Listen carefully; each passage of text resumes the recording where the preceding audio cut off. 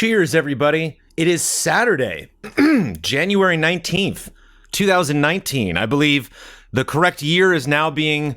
It used to be like checks was the joke that it would take you a while to write the year. Now it's Cup of Jones episodes is now my curse. It takes about 3 weeks every year to finally get the year right. I think we are correct on the Patreon post and on the YouTube title. Cheers, everybody. 2019 Cup of Jones on a Saturday. Thank you for joining me. Taking silent sips as we are requested. This is the last Cup of Jones on this desk. This is the last Cup of Jones for a little bit from the garage. This is the end of a beginning, the beginning of the end. This is a monumental week. 2 weeks, really, for Easy Allies. This has been a crazy week, and next week is going to be crazy. Happy 2019, says, I'm assuming Daniel Bloodworth. What's up, Blood? It's not 2018 anymore. It's not even Goaties anymore. We did our Goaties. It happened.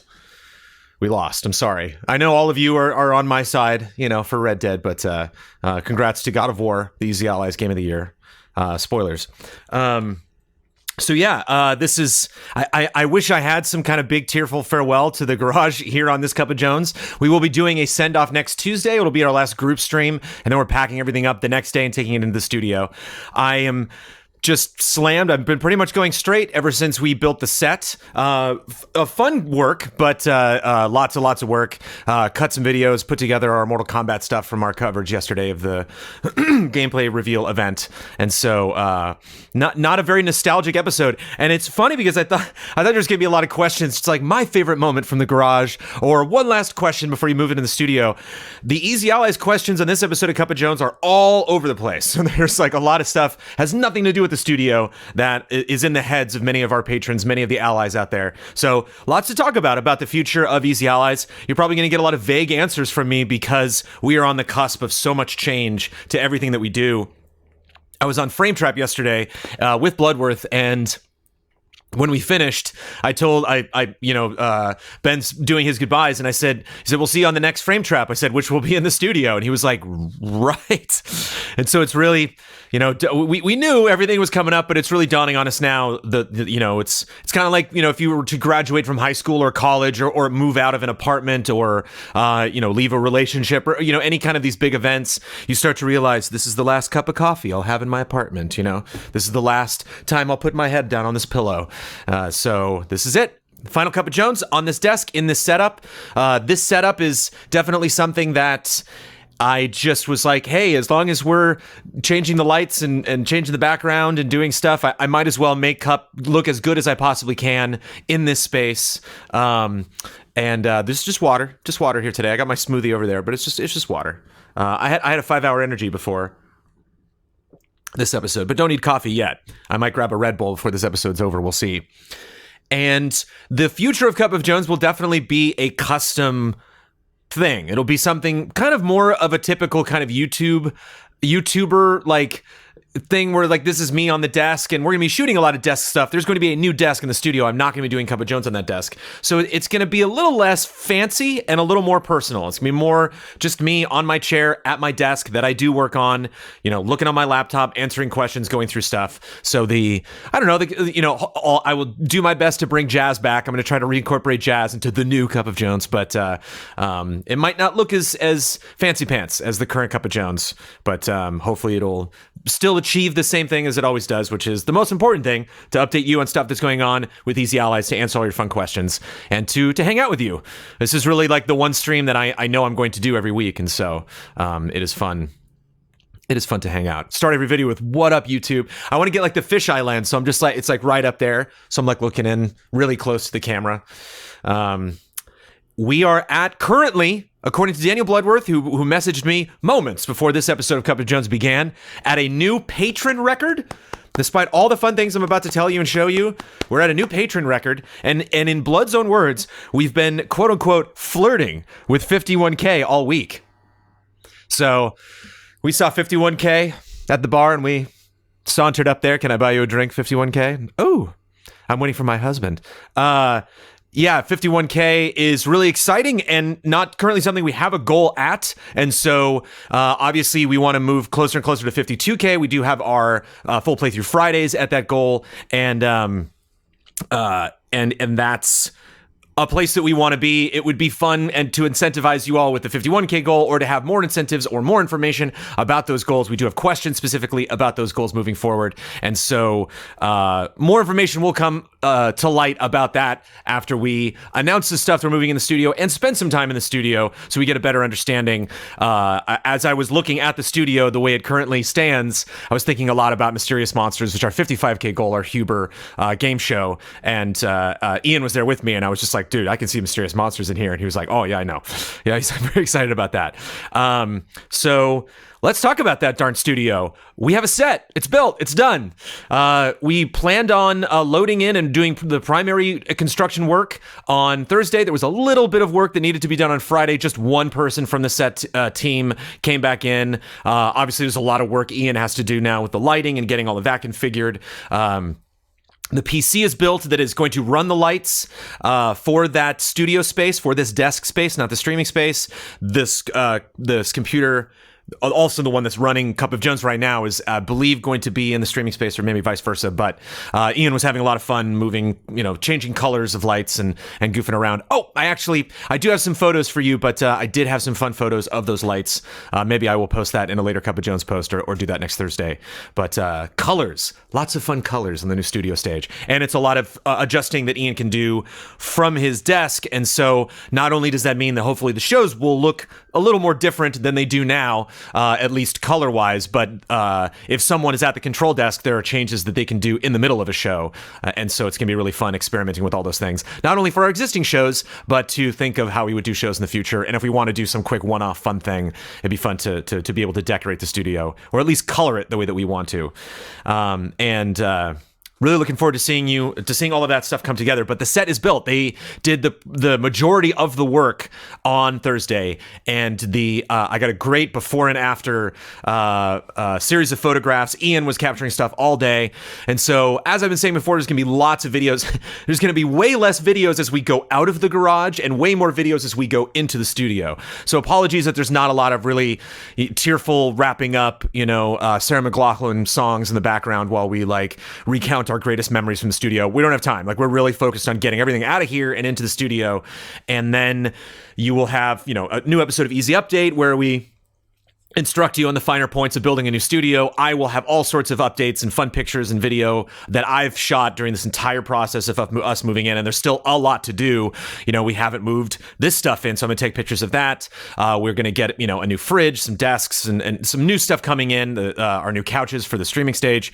And so there's still a lot of building to do, still a lot of documenting to do. A lot of that will happen on Cup of Jones. Obviously, there will be the 29th, which is currently scheduled for our premiere of the space. That will be a group stream, but it will also be an introduction to the space, and there'll be some documentary style footage, some presentational stuff there, and of course we'll probably just do a video like we did with the thank you video on YouTube. That is a video that stands on its own, that is just kind of an introduction to the studio space, just a couple minutes long. That's a quick thing that everybody can share, just in case people are like, oh, they got a new studio. It's like, yeah, just watch this 2-minute thing. They explain it really quickly. So I want to package as many of those videos as possible. But even though I can't show you the specifics of the studio space, just know that stage is built. It exists. It's really exciting. One of the frustrations that we have is there's some noise issues. We did a lot of, I was worried about street noise. We've canceled that 100%, and that's really great. I haven't heard a fire truck go by the building yet, but the general traffic hum that you could hear in that space, we put up soundproofing and then walls in front of that. But there are some establishments connected to the building that do make a little bit of noise. And so there might be some changes in the Easy Ally schedule to just work around when these establishments are open, so that we can shoot the podcast without you hearing stuff. Or I think the group stream will probably stay locked in, because if you can hear a little, thumping beat in the background of the group stream, if the audio isn't perfect on our group streams, that's something I think our fans have grown used to. But I've said it a couple times, and I'll say it again because I'm excited. That studio is built, and I'm very excited to show to you. Construction on the rest of the part of the studio, meaning that a window that Ian can use to look from the control room into the main studio space, will be 8:30 Monday morning. I'm getting up bright and early and meeting our contractor, and he's going to make a hole in the wall, and then cut holes in little tiny holes in other walls so that we can run cables between a bunch of rooms. If you remember, if you've been listening to Cup of Jones for the last couple weeks, you will know that one of my last concerns was that there would be issues with specifically what we had planned to do, how exactly we had planned to do it. There might be a possible roadblock with our owner because we have a weird company. We're building a weird set. We're using this studio space, possibly not this office space, possibly not what it was intended for. And so I was nervous that anyone that could have said something or could have had issues with how we were setting stuff up might slow down the process. Full speed ahead, baby. We got approvals on everything. Set is built. Construction is scheduled. We are greenlit. We are go.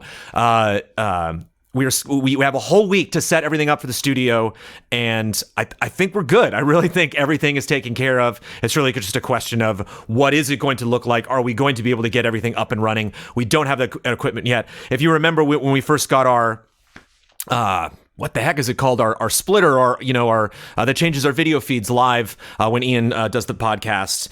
That thing didn't work out of the box, and so we do have some stuff we're waiting to have shipped to us. Equipment. If we open up that out of the box and it doesn't work, and we have to reorder, and that takes like 8 or 9 more days. Murphy's Law. Something could go wrong. It probably will, but we will keep you updated on all that stuff. It just won't happen in a Cup of Jones episodes because this is it, folks. The next time you see Cup of Jones, it'll be weird.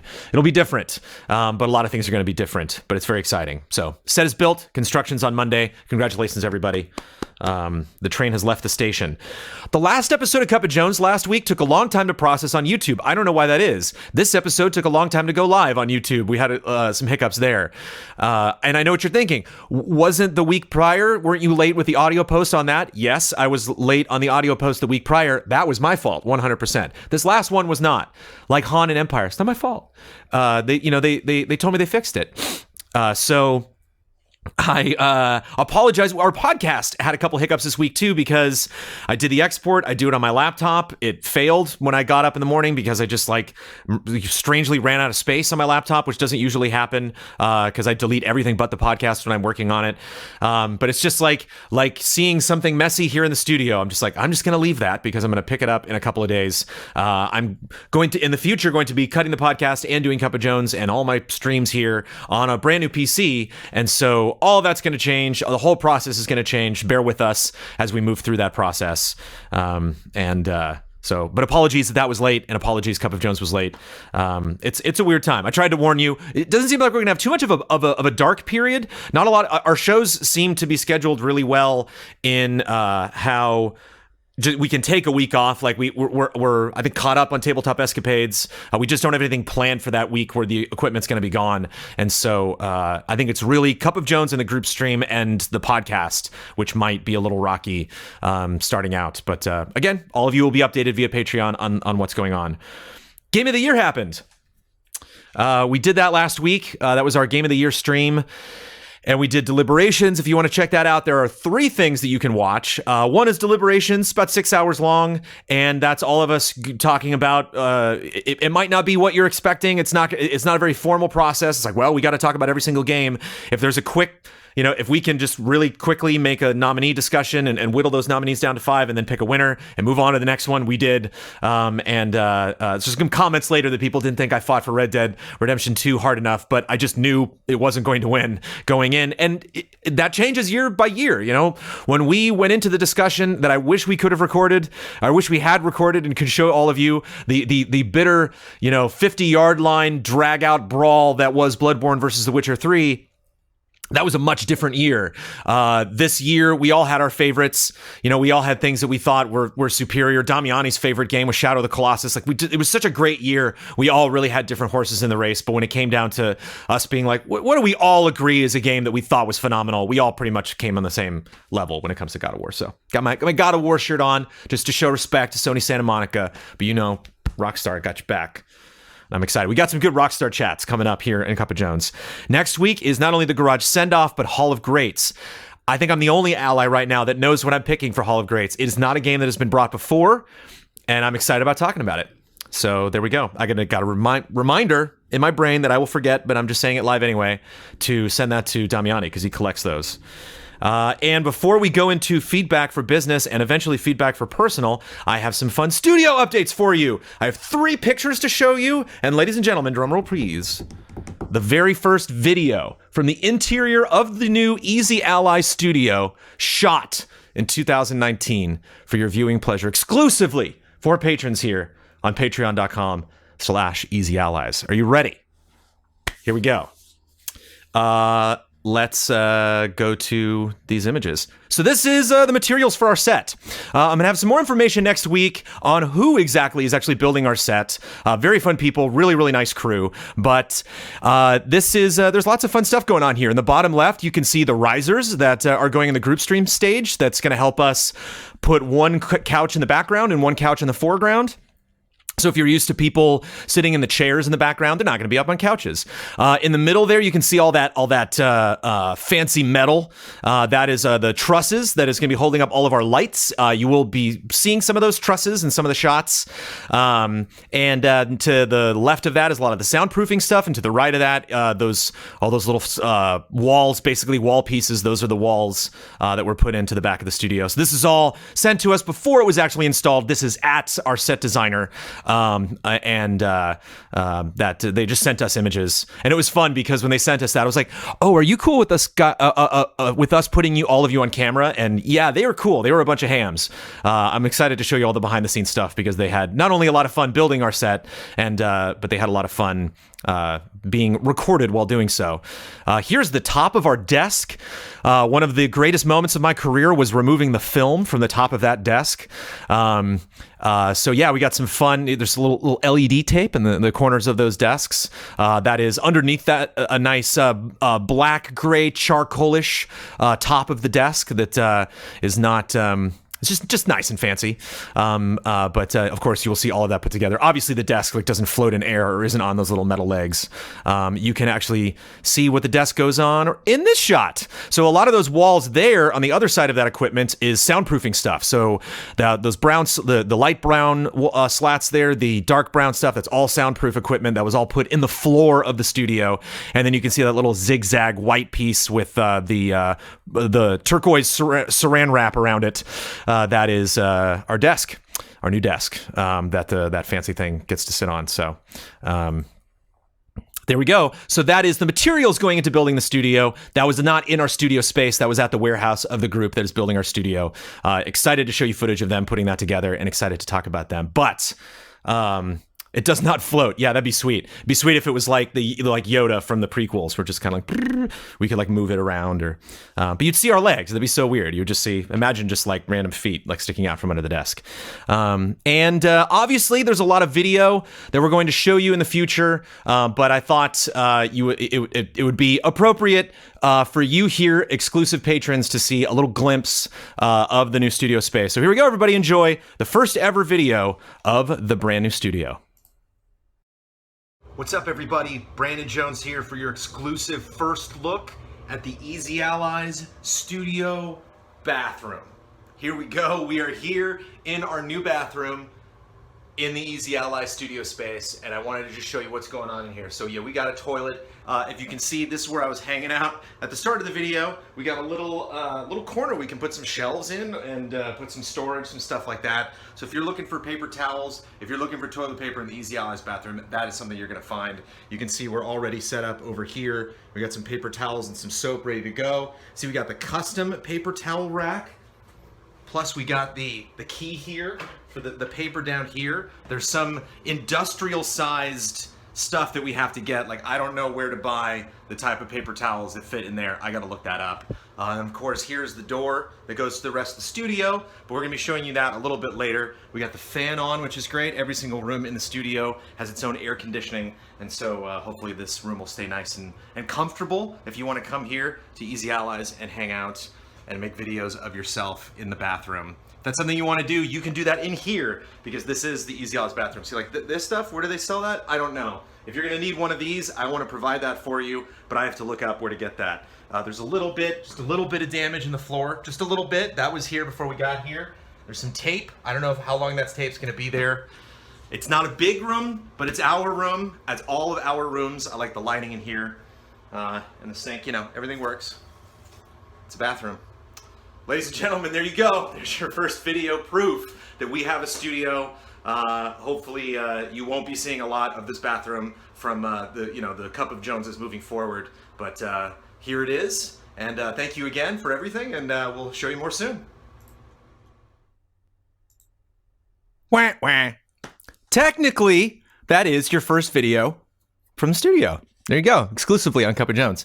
I did feel a little bad. Like, there were parts where I'm like, are people going to get mad that I just show the bathroom? But at the same time, as you know, we're going to make the most of that. I mean, that is the bathroom. Like, that, I didn't shoot that in some restaurant bathroom. That is our bathroom. Like, that is a room, probably a room you're not going to see in any of the videos leading up. But that is, of course, going to be a very important room to each of the individual allies. And hopefully in the future, if we get back to doing fun bits and doing silly videos, we're going to make use of the roof, the sidewalk, any neighboring, buildings. Like, you will get to know every inch, hopefully, of that studio space. So probably not the last time you will see that bathroom, but there you go.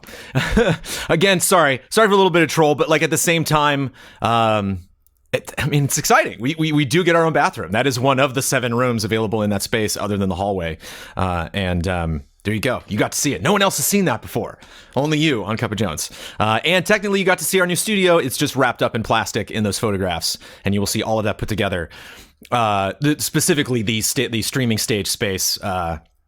There's still some lighting setup we have to do in there, and in the not the streaming space, excuse me, the desk space, the showroom, and then the actual streaming space. We still have to, receive those couches, build that stuff, do some other tech tests in there. The TV that I'm looking at right now with chat, everything, that's going to be the TV in that space. So. Blood says it's a lot better than having to go through locked doors to get to a bathroom like at Defy. Yeah. This is true. It does lock, though. It's a little tricky. If you lock it from the inside, you got to make sure to lock it when you leave. But then again, all the allies have the keys to get in there. So there we go. Let's get into questions. Feedback for business.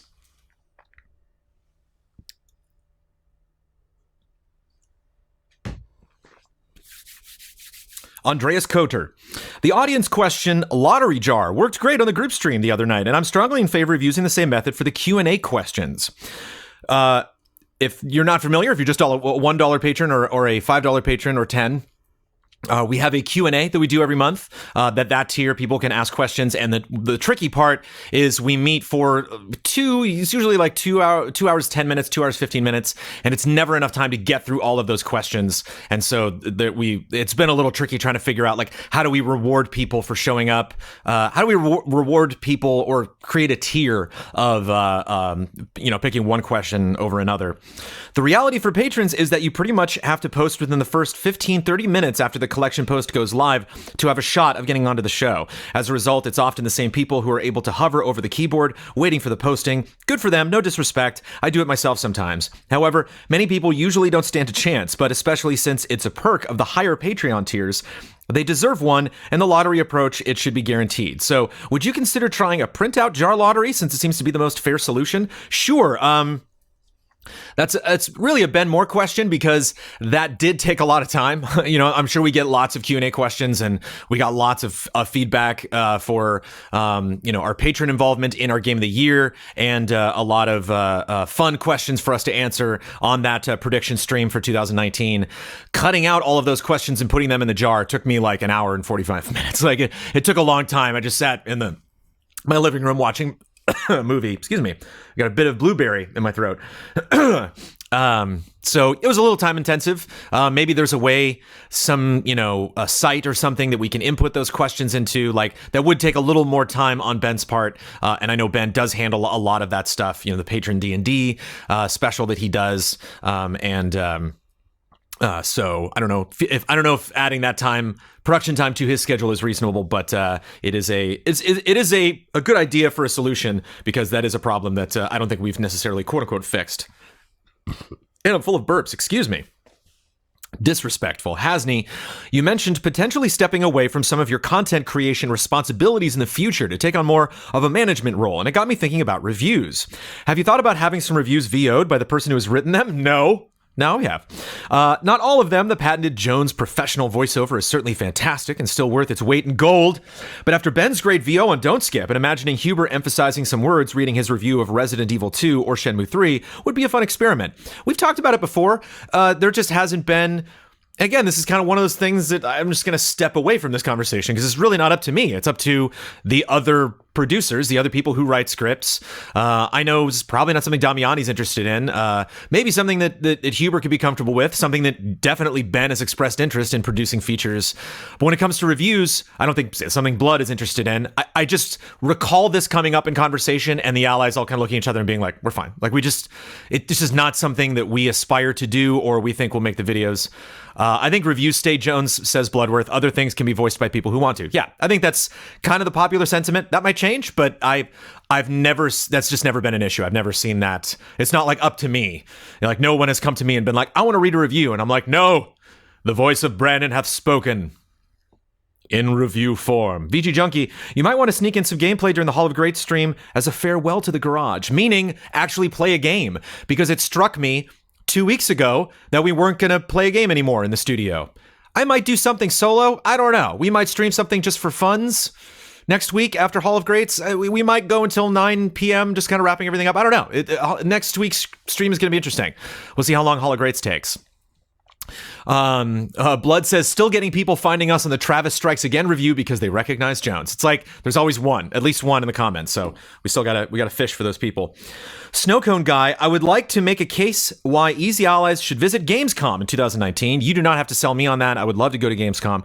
With Sony and Microsoft being rumored to announce their next generation consoles this year, I think there's a good chance to get some hands-on time with the games of the future at this year's Gamescom. Also, you have a lot of friends in Europe. We are aware. It is extremely complicated and expensive for us to ever meet you at the concerts or meetups. A meetup surrounding Gamescom would finally give us a chance to shake those hands and get those autographs. Yes, I've been a little cagey about... Cagey, is that the right word? Boy, watch your vocabulary when you're tired, Jones. I've been a little dodgy, I guess, a little mysterious, a little enigmatic when it comes to our travel plans for 2019, because... There are some ideas that we have around certain events, and we're just focusing on that studio right now, but we'll have more information about that in the future. But I don't think either of them will be showing new console at this Gamescom, says Bloodworth. And Bloodworth is a big Gamescom fan, so I don't know, man. Take that for what it's worth. But yeah, we will be talking about specific events in the future. We're all studio now, so. And apologies just in advance as we're moving forward and talking about stuff specifically. If I give you the word studioing next week, Brush, like, I don't mean to be like, just hang on, please be excited. You know, like, we'll get to some of these questions because we are 100% studio. Like, after this stream, I'm going to go to my godson's birthday party and then come home and probably take a nap and then go to bed early, because tomorrow morning I'm getting up super early, going to Disneyland, bowling from 5 to 7 p.m. at Splitsville in downtown Disney, if you would like to join me. And then the day after that, I'm going to do construction and it's just the day after that is Tuesday, the Hall of Greats, and the day after that we're moving. It's just all studio now. So new Patreon tiers, changes to existing shows.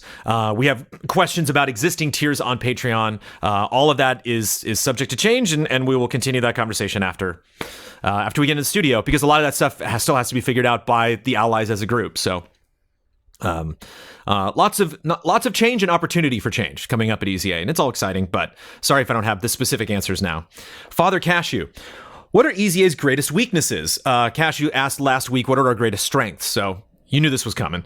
I know the current focus is on the studio and all of the things up ahead. The future is obviously bright, but now that Easy Allies has been in business for almost 3 years, I'm sure a few larger things have come up that are potentially hurting the business. So, barring minor nitpicks from the community, have you identified specifically what areas need the most work to take EZA to the next level? If so, what are you, the group, doing to improve? We actually have some concerns about guests, because I talk about guests a lot, and we... some people are like, yeah, I still want to just focus on the 9 of you. And of course, like when we bring in guests, we want to create new shows, new opportunities that account for new people to come in that we can introduce you to. But that doesn't mean you're going to be getting less of us. It just means there's going to be, more content, more streams, and more fun people involved with them. But we're not going to be like, all right, vacation, let's just bring in these randos and we'll take off and you won't see us for like a month.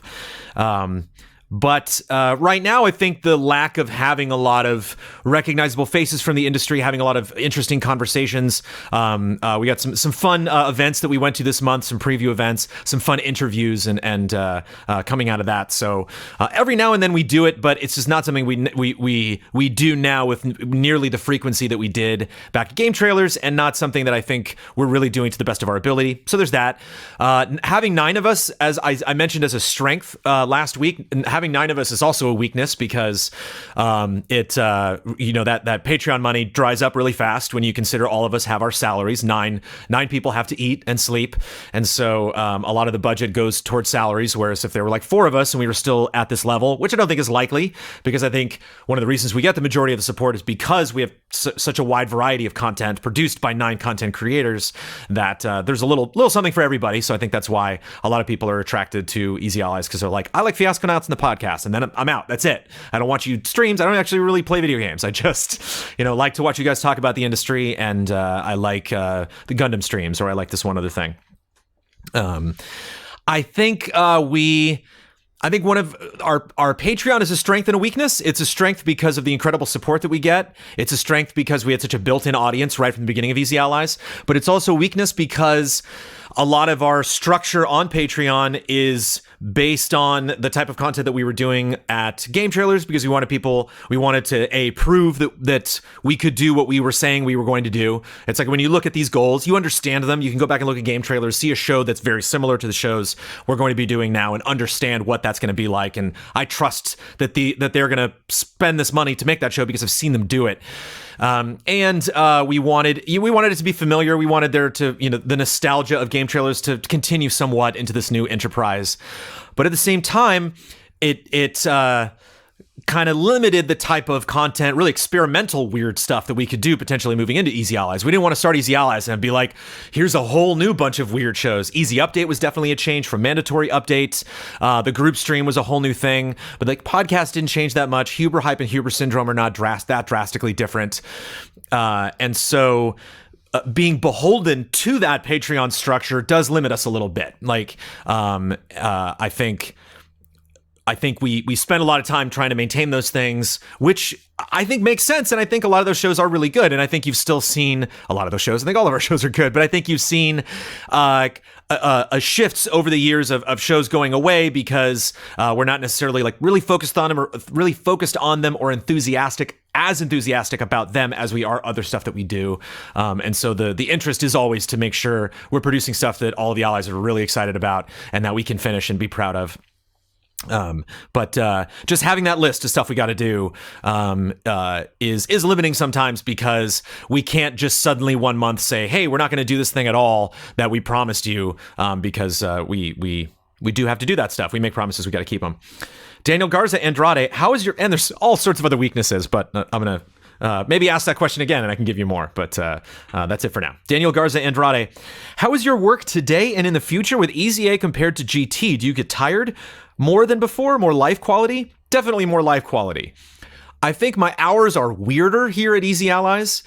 So whereas if I was to get like 3 or 4 hours sleep, it would usually be around E3 or like a review or something where you never know what crazy edit is going to come up or something I have to work on that I can work on at any hour because I do the majority of my work. 100% of my work. But even now when we move into the studio, I'm still going to be doing a lot of streaming and shooting of shows here in the garage. And but most certainly more life quality, because to give you an example, for a lot of people who are like, I don't believe you, Jones, you look exhausted.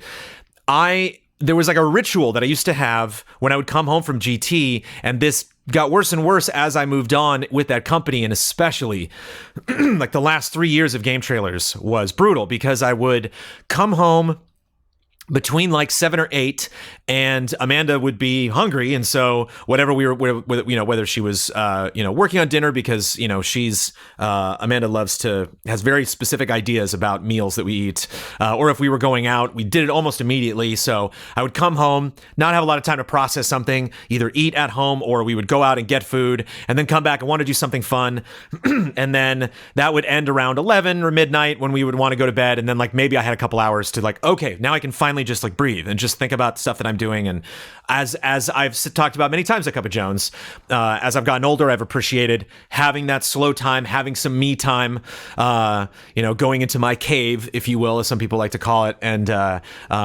just zoning out, meditating, just having some precious moments of silence. And so when I would first get home, I was not in a mood to just talk about the day. Like I did not want to talk about frustrating things I had to deal with the game trailers.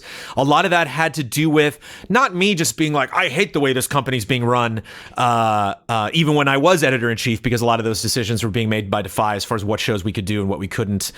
And just the lack of power, the fact that like I'm not even sure what's going to happen, and it's not up to me, so I'm just kind of waiting to hear if we can do something, or waiting for the shoe to drop to find out if something's going to happen or not, or we're just waiting to hear back from people, and that's one of the hardest things for me. Is really when my anxiety picks up, is when I have that lack of power, and not that I'm on like some crazy power trip here at Easy Allies anymore, but having the freedom that all of you wonderful people provide us, again, is one of the greatest assets, one of the things that makes me the happiest about Easy Allies. This studio represents freedom, and that for us is absolutely priceless. So any sleep that I lack, or any uncertainty that I have, or any stress that I have, I spent the last couple of days filling out a lot of forms at USC. Hilarious USC question coming up that I've not hilarious, because I think one person's really frustrated, but still coming up later in this episode.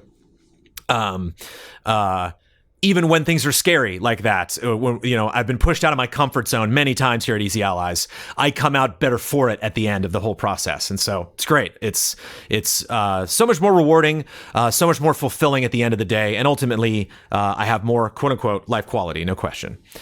The Jones Cave, nice. The Jones Cave. That could be a fun stream.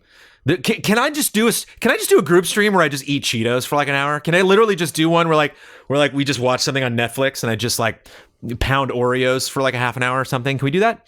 Josh Reed, why make the first stream in the studio a Tuesday group stream? I completely understand and desire everyone being there, but this moment feels bigger than a normal 2 to 3 hour stream. This is the thing Easy A has been building up to for almost 3 years. It feels like it needs to have a big celebratory all day or at least many hour stream. And doing this would release you from the shackles of having to wait a full week if all goes well after the sets are finished. Yes, but if we did something outside of the group stream, it would also mean we had to do that outside of the group stream. So it's like, we got to be there for the group stream following, plus we have this event on top of that, plus that event is a multi-hour stream. We really wanted to have it line up. I really wanted the first thing, there's a lot of reasons. First of all, I really want the first thing that you see in the studio to be something you're going to see again. I want the first thing that you see to be our group stream and our podcast. They're like, here's the new hotness. Here's the way that these work. Let us know what you think. Let us know what you like, you don't like. Let's just get impressions on the way that we now do these things that you're used to seeing annually every week. So there's that. One, it's there's going to be a lot of other types of videos. So even though there's not going to be some big 12-hour blowout group stream like we did, admittedly, at the launch of Easy Allies, there's going to be a lot of videos, like I mentioned, Easy Update, Cup of Jones, other stuff that we're going to post on YouTube, other, documentation of the process of moving into the studio and the introduction of a lot of elements of the studio that are now going to change. And so even though there isn't that multi-hour launch event, there will be multiple hours of content for you to watch available very, on that day or shortly after. So there will be lots of stuff. It will be a big event. And very shortly after we get in there will be other fun stuff that we have planned, other events that we want to do very early on to take advantage of being in the studio. We just didn't want to bite off more than we could chew right at the beginning. And I think more than anything, I wanted that first live event to be exemplary of the type of stuff you can expect in the future. It's exciting to think of, now that Mysterious Monsters is figured out and the studio stuff is slowly getting finished. it's exciting to think about that 58K goal, that live show, and doing something like we did with Mysterious Monsters, because we'll have access to the studio, and just having a friend come by and shooting a 10th episode of that guest show, just to show off, like, hey, look at this format. Wouldn't this be fun? Especially once we get all of the tech that we want, which might take a month or two to like finally get all those pieces of equipment to really dial in how we want that studio to work. Because even though we will, on January 29th, we are scheduled to show you a lot of stuff from the studio, still room to grow. Still stuff that, little line items that we crossed off for the budget. We're like, soundproofing the ceiling, for example. We're just like, let's save some money there and not soundproof the ceiling of the studio. And the studio does sound good, but we were in there and it's like, we'll probably spend a couple grand on that at some point, and like, yeah, put some stuff up there. I think we're going to put some stuff up there, but, sponge pads and staple guns can only get you so far. So there we go. Foam pads, I guess you would call them. Sponge pads, SquarePants. So yeah, hopefully that makes sense, Josh. Stephen Beaumont, on the eve of the first public uploaded episode of the Easy Allies podcast, is there any way you can re-upload the first episode of the Easy Allies podcast to see how far you guys have come? Alternately, wouldn't it be cool to have an Easy Allies podcast #1 watch party on Twitch before the studio episode drops? That would be cool. Not scheduled, probably not going to happen, but it would be nice to go and revisit. I know a lot of people in doing that have been doing that. If you follow me on Twitter, a lot of people have been tweeting at me with videos and compilations people have made, tests and updates. And I'm sure there's going to be a lot of stuff like that from our fans of showing the process. Also, one of the fans asked, an ally asked either last week or the week before, to get those cool Marie Kondo home improvement show panning shots where it's like, look at this room, now look at this room. I got the before of all the rooms, so it's gonna be fun going in, and once we have the chairs in there and the lights all configured and getting the shot of the studio space, it's gonna be fun to compare that. I got a nice up and down shot on the phone, so it'd be nice to kind of put two shots right next to each other in the same clip, panning through that space, so you can see what it looked like before, what it looked like after. All that's coming. And it sucks that we're so close to the studio, and some people have legitimately good ideas. What if you did this stream? It's like, oh, that's a good idea. Too late. And I mentioned it in the actual post on Patreon, but it's worth repeating now. Be careful of studio questions in the next episode and the episode after that, for two reasons. One, not a lot of change we can do right now at the last minute. We have a lot of things planned. A lot of the questions that you have will be answered by the next time you see a live Cup of Jones, because potentially because we'll have already been in the studio. You'll have seen the studio. So a lot of responses, I bet, will be like, ignore my question. I saw it. I know the answer now.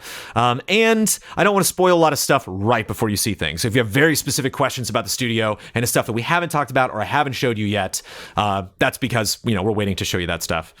Brandon K. Gann, last week, Mr. Bossman created a Patreon post asking for each patron's goatee.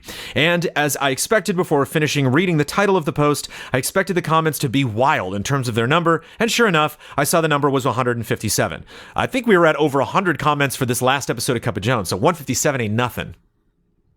I had to let out a chuckle because, as stipulated in the rules, people could not post a repeat of a nomination or their comment would be deleted. By the time I had already clicked load more comments and waited about 3 to 5 seconds each time I reached the top of the list, more comments were added by then. Some claimed some nominations were missing, other introduced new games, and of course duplicate nominations were present. I do want to shout out all those in the comments looking to post dummy comments to keep the originals from deleting, pointing out the duplicates, and doing what they could to keep it under control. With all of that out of the way, I wanted to ask, in your estimation, do you believe EZA should create a Google Doc or some other method via a link for these kind of posts moving forward to help the poster or EZA in general prevent so much work on the poster side of things? Being a patron of other Patreons, I can vouch every time one of them solicits from their patrons, they provide a comprehensive Google Doc for what they're looking for. Between asking patrons for their goatee, their predictions, or even soliciting feedback about E3, as a specific example, I feel these kind of posts draw the most comments in the shortest amounts of time every time, and maintaining order in the comment banks, especially with Patreons being one of the most unreliable, is an unmitigated and preventable disaster. P.S. For the caption of the screen grab of all the allies in the final group stream page, should it be Sic Parvis Magna, which means little but mighty, I think, or tiny but large? I don't know. It's Latin and from Uncharted 4. I think I looked that up and Uncharted 4 came up. But Yeah, Brandon, you're not alone. You're not wrong. We had a lot of comments about that. I think that is moved to the forefront of changes we should make almost immediately. I will definitely take that under advisement, Detective, the next time we do that. The next time we ask for... we just had that question also for Q&A. Like, is there a way that you can potentially read these questions differently or gather these questions differently? Sometimes Patreon don't work. And I apologize. You slide the smoothie cup just outside of frame. There we go. Preston Hinkle. I was watching an old GT review and it made me curious about something. The old reviews were broken down into subcategories, presentation, gameplay, etc., which were discussed individually, then given a component score in addition to the overall score. I was wondering if this approach, possibly without the actual component scoring part, was something that you would ever consider bringing back at EZA. I like the reviews just fine as they are, but I also think that having the equivalent of subheadings would make for a nice and consistent flow and ensure that each one covers the same basic information. A few other reviewers do this, and I like how there's a sort of grading rubric that I can follow. I don't see this happening in the future. I have answered this question in the past. It's been a while. We made that change when the editorial rank hierarchy changed at Game Trailers.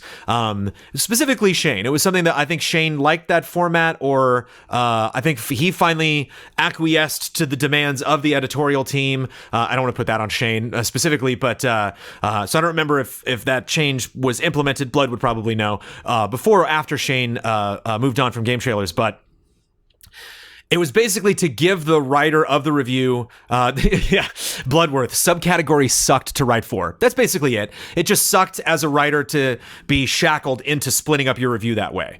I think every time you write a review, every time it's always the first paragraph and last paragraph that are the hardest of every review, because it's like a thesis. It's just like anything you write in school, where you're like, the purpose of my paper, in this paper, I will demonstrate this, this, and this, and then we will come to this conclusion at the end. And then you get to the conclusion. And as you've seen, I have, proven these points. Therefore, this is now this 8.5. And so trying to figure out the narrative, the story, like what you expected out of the game, what you wanted out of the game, what maybe fans wanted out of it, the mindset going into receiving this video game. And then at the end, after all of those points, here's where we are. Here's what we deem the quality level of this game. Here's our score. It sucks to have to do that in a specific way. That you're like, I don't want to talk about presentation. I don't care. It's just not a part of it. Or something like Tetris Effect, where you're like, yeah, the gameplay is not as important, but the presentation is everything. And so you don't want to be like, wow, that presentation section was really long. You're just like, no, it's the review was spent more time on it. It's just a naturally organic writing process. And I just remember all the writers being like, thank you when we did that, because it meant they could just turn in a script. It wasn't like filling out a form on a website or something. It was like, no, you just actually write an interesting story. And so it was neat to see that our reviews evolve in that way back at GT. Corey Swafford. I was just watching a best of mandatory update video on YouTube after not having gone back to watch the old GT stuff in a long time. And I noticed a huge difference in the type of language some of the allies used then compared to now. Is there a conscious effort to keep EZA a little more PG than Game Trailers was? A mandatory update was not a PG show, so even mandatory update I think was rare in terms of how we carried ourselves, the type of language that we used. There's not a sign on the wall that says don't swear. Ben and Brad can swear like sailors. Sometimes I'll drop an F-bomb every now and then. But specifically if somebody writes it on Cup of Jones or on the Q&A, or not the Q&A, but on the community showcase, that's not a dare. That's not I'm not asking for it. But if you pay your good money on that showcase, I will read whatever you say for better or worse, unless it's offensive. Yeah, it's just like love and respect. It's just like us trying to be patient and kind and understanding and open to new ideas and all that fuzzy stuff. It just is who we are, and not necessarily like a law that we try to abide by. And I think it's something over the time when we realize like, oh yeah, we don't swear that much. Well, let's keep it up, I guess. And I have received comments in person and online over the years from parents and people who are like, I can listen to your podcast with my son, my daughter, my pets, just people that I don't want to have exposed to all of those naughty things. At the same time, Huber talks about meaningful kills. I just cut our Mortal Kombat, Ben and Huber's impressions from the Mortal Kombat event, and it's just like people's faces get punched off, and video. Like, like one character's like face is flying towards the camera as like Scorpion's blade flies out of their mouth and blood splashes everywhere. So like, it's a roller coaster ride. There's definitely some fun, gory, not safe for work content that you can find at Easy Allies, but is there a conscious effort? Yeah. Every now and then I think we cross the line. Sometimes we'll finish up group streams and I'll grab one of the allies and be like, maybe dial that down. Because sometimes if we don't explain something or that something is done in jest, it can be hard to parse kind of like what was their intention there? Did they really think that joke was funny? Or, it's best to avoid that stuff. Jai Aldiar, you mentioned Kind of Funny's restructuring fundraiser on this week's episode, and I was wondering how closely you were following their changes and updates. Very closely. I follow Kind of Funny very closely. I was wondering how closely you're following their changes and updates, and if you were taking some inspiration or motivation from it. Some of the choices they've made were very smart. For example, splitting the morning show into more specific series and consolidating their Patreon tiers. I love the new shows. I love, I've only seen clips from it. I haven't seen a whole episode, but I love Debatable. I've always wanted to have a podium, that, like, if we do Hall of Greats, like having a whole separate camera so somebody comes up to the podium and, hello everyone, like making a presidential address. And sure enough, so many ideas that I've had, they're not like, groundbreaking ideas, but there's a lot of things I'm like, that'd be fun to do that. And then Kind of Funny does it. I'm like, damn it. Like, we're going to seem like copycats now, but I love it. I always envision Kind of Funny like a shooting star, and I just like lasso it like, we are definitely grateful, and we owe them a lot for paving the way forward for a lot of our Patreons, a lot of gaming Patreons. I was curious if you were keeping an eye on their methods with the thought of doing something similar in the future. I also know you've been wanting to raise money for travel, and their fundraiser was well balanced between IRL meetups and shows that their whole audience would enjoy. Yes. Not going into details. We'll talk more about that stuff in the future, but to the point of being annoyed almost. There were some things that they were doing. I was like, oh, come on. We were close to announcing things, but we will get there. Again, the next couple months are going to be insane for Easy Allies. It's going to be very fun. Jovan Srekovic. And it's going to be weird. It's going to take a while for you to get used to it and for us to get used to it, but we will all get used to it together. You know what would be great? A send-off for the Garage. It's been home to Easy A and many of us watching over the past 3 years. As pumped as I am for the new space, I can't help but feel sentimental that the days of the Garage are numbered. Will we get a final send-off for the old Garage? Several. You will get the episode, because we're unpacking everything up on Wednesday. I don't know if I'll have time in 24 hours to put together a video of all of this, or less than that, of all of the stuff that it might be a little more informal. It might just be like a really quick, cut of just kind of like, here's me on my phone packing everything up, and might just put a camera on a tripod, do a time lapse or something. I don't know. But you're going to get that. You're going to get our group stream next week. And there will be lots of different videos talking about the studio, showing off different stuff in the studio. In a way, the last Frame Trap, which hasn't gone up yet, is in its own way, a send-off for the Garage. But so yeah, there will be multiple versions of it. Number 2, the one constant over the GT and Easy A timeline is the lightning stand. Lightning. What will become of her during this new phase of the Easy A timeline? How will she fit into this new, more professional environment? 3 possibilities. 1, there is a honorable place in the studio that we pointed out and we're like, ooh, lightning there. And everyone's like, yes, she might go there. It's a little bit out of reach. It's a little bit, it's reverent, it's befitting of the goddess, I think, but it would also remove her from camera. So you wouldn't see her on camera. She would just be in the studio. So we could either put her there. We could just have her float around where, we'll have a space on camera, off camera for her to live. But if need be, or if we want to change up the streaming space, we'll have her there. If I want to have her as a guest. Oh my God, I didn't even think about that. It'd be so funny to have her as the guest for the Easy A live show template, our 58K goal. Ladies and gentlemen, lightning. And you just cut to lightning, like standing there. What's the expression that she's doing? And interesting, lightning. So you've been kind of the mascot for Easy A. Is that, is that any pressure involved in that? Or the third possibility, she's almost in the same spot, literally like back left of the streaming space. There's room for her back there. We're not exactly sure what we're going to decorate that space with because it's all in this room. So we got to move all of that over there, see how everything looks. And then you'll find out. So one of those three things, but she will be in the studio. She's not going to live here with me anymore. Bye, Lightning. Dante's Igloo. With Kingdom Hearts 3 coming out in a few weeks, I went and revisited the old Kingdom Hearts timeline on GT's YouTube channel.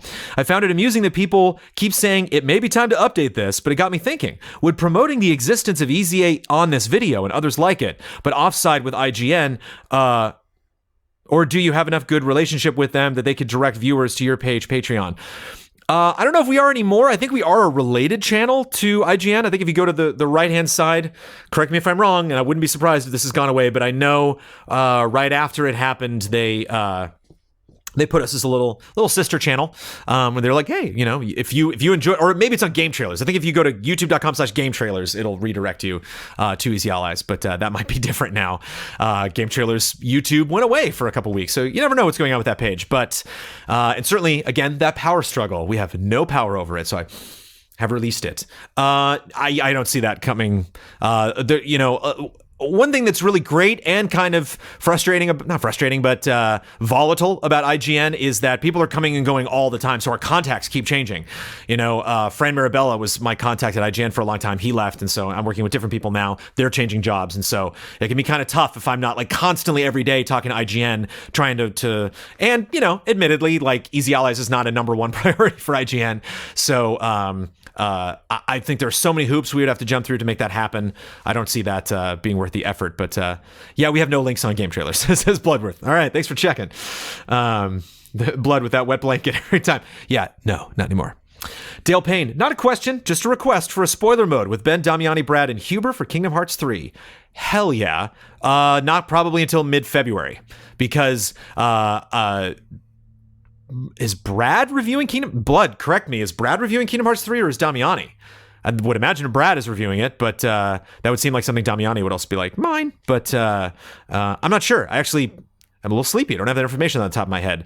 But I know that it'll take time it would make sense, Brad, but it would take time for Ben and Huber and basically whoever's not reviewing that game is going to be playing a lot of that game when it comes out.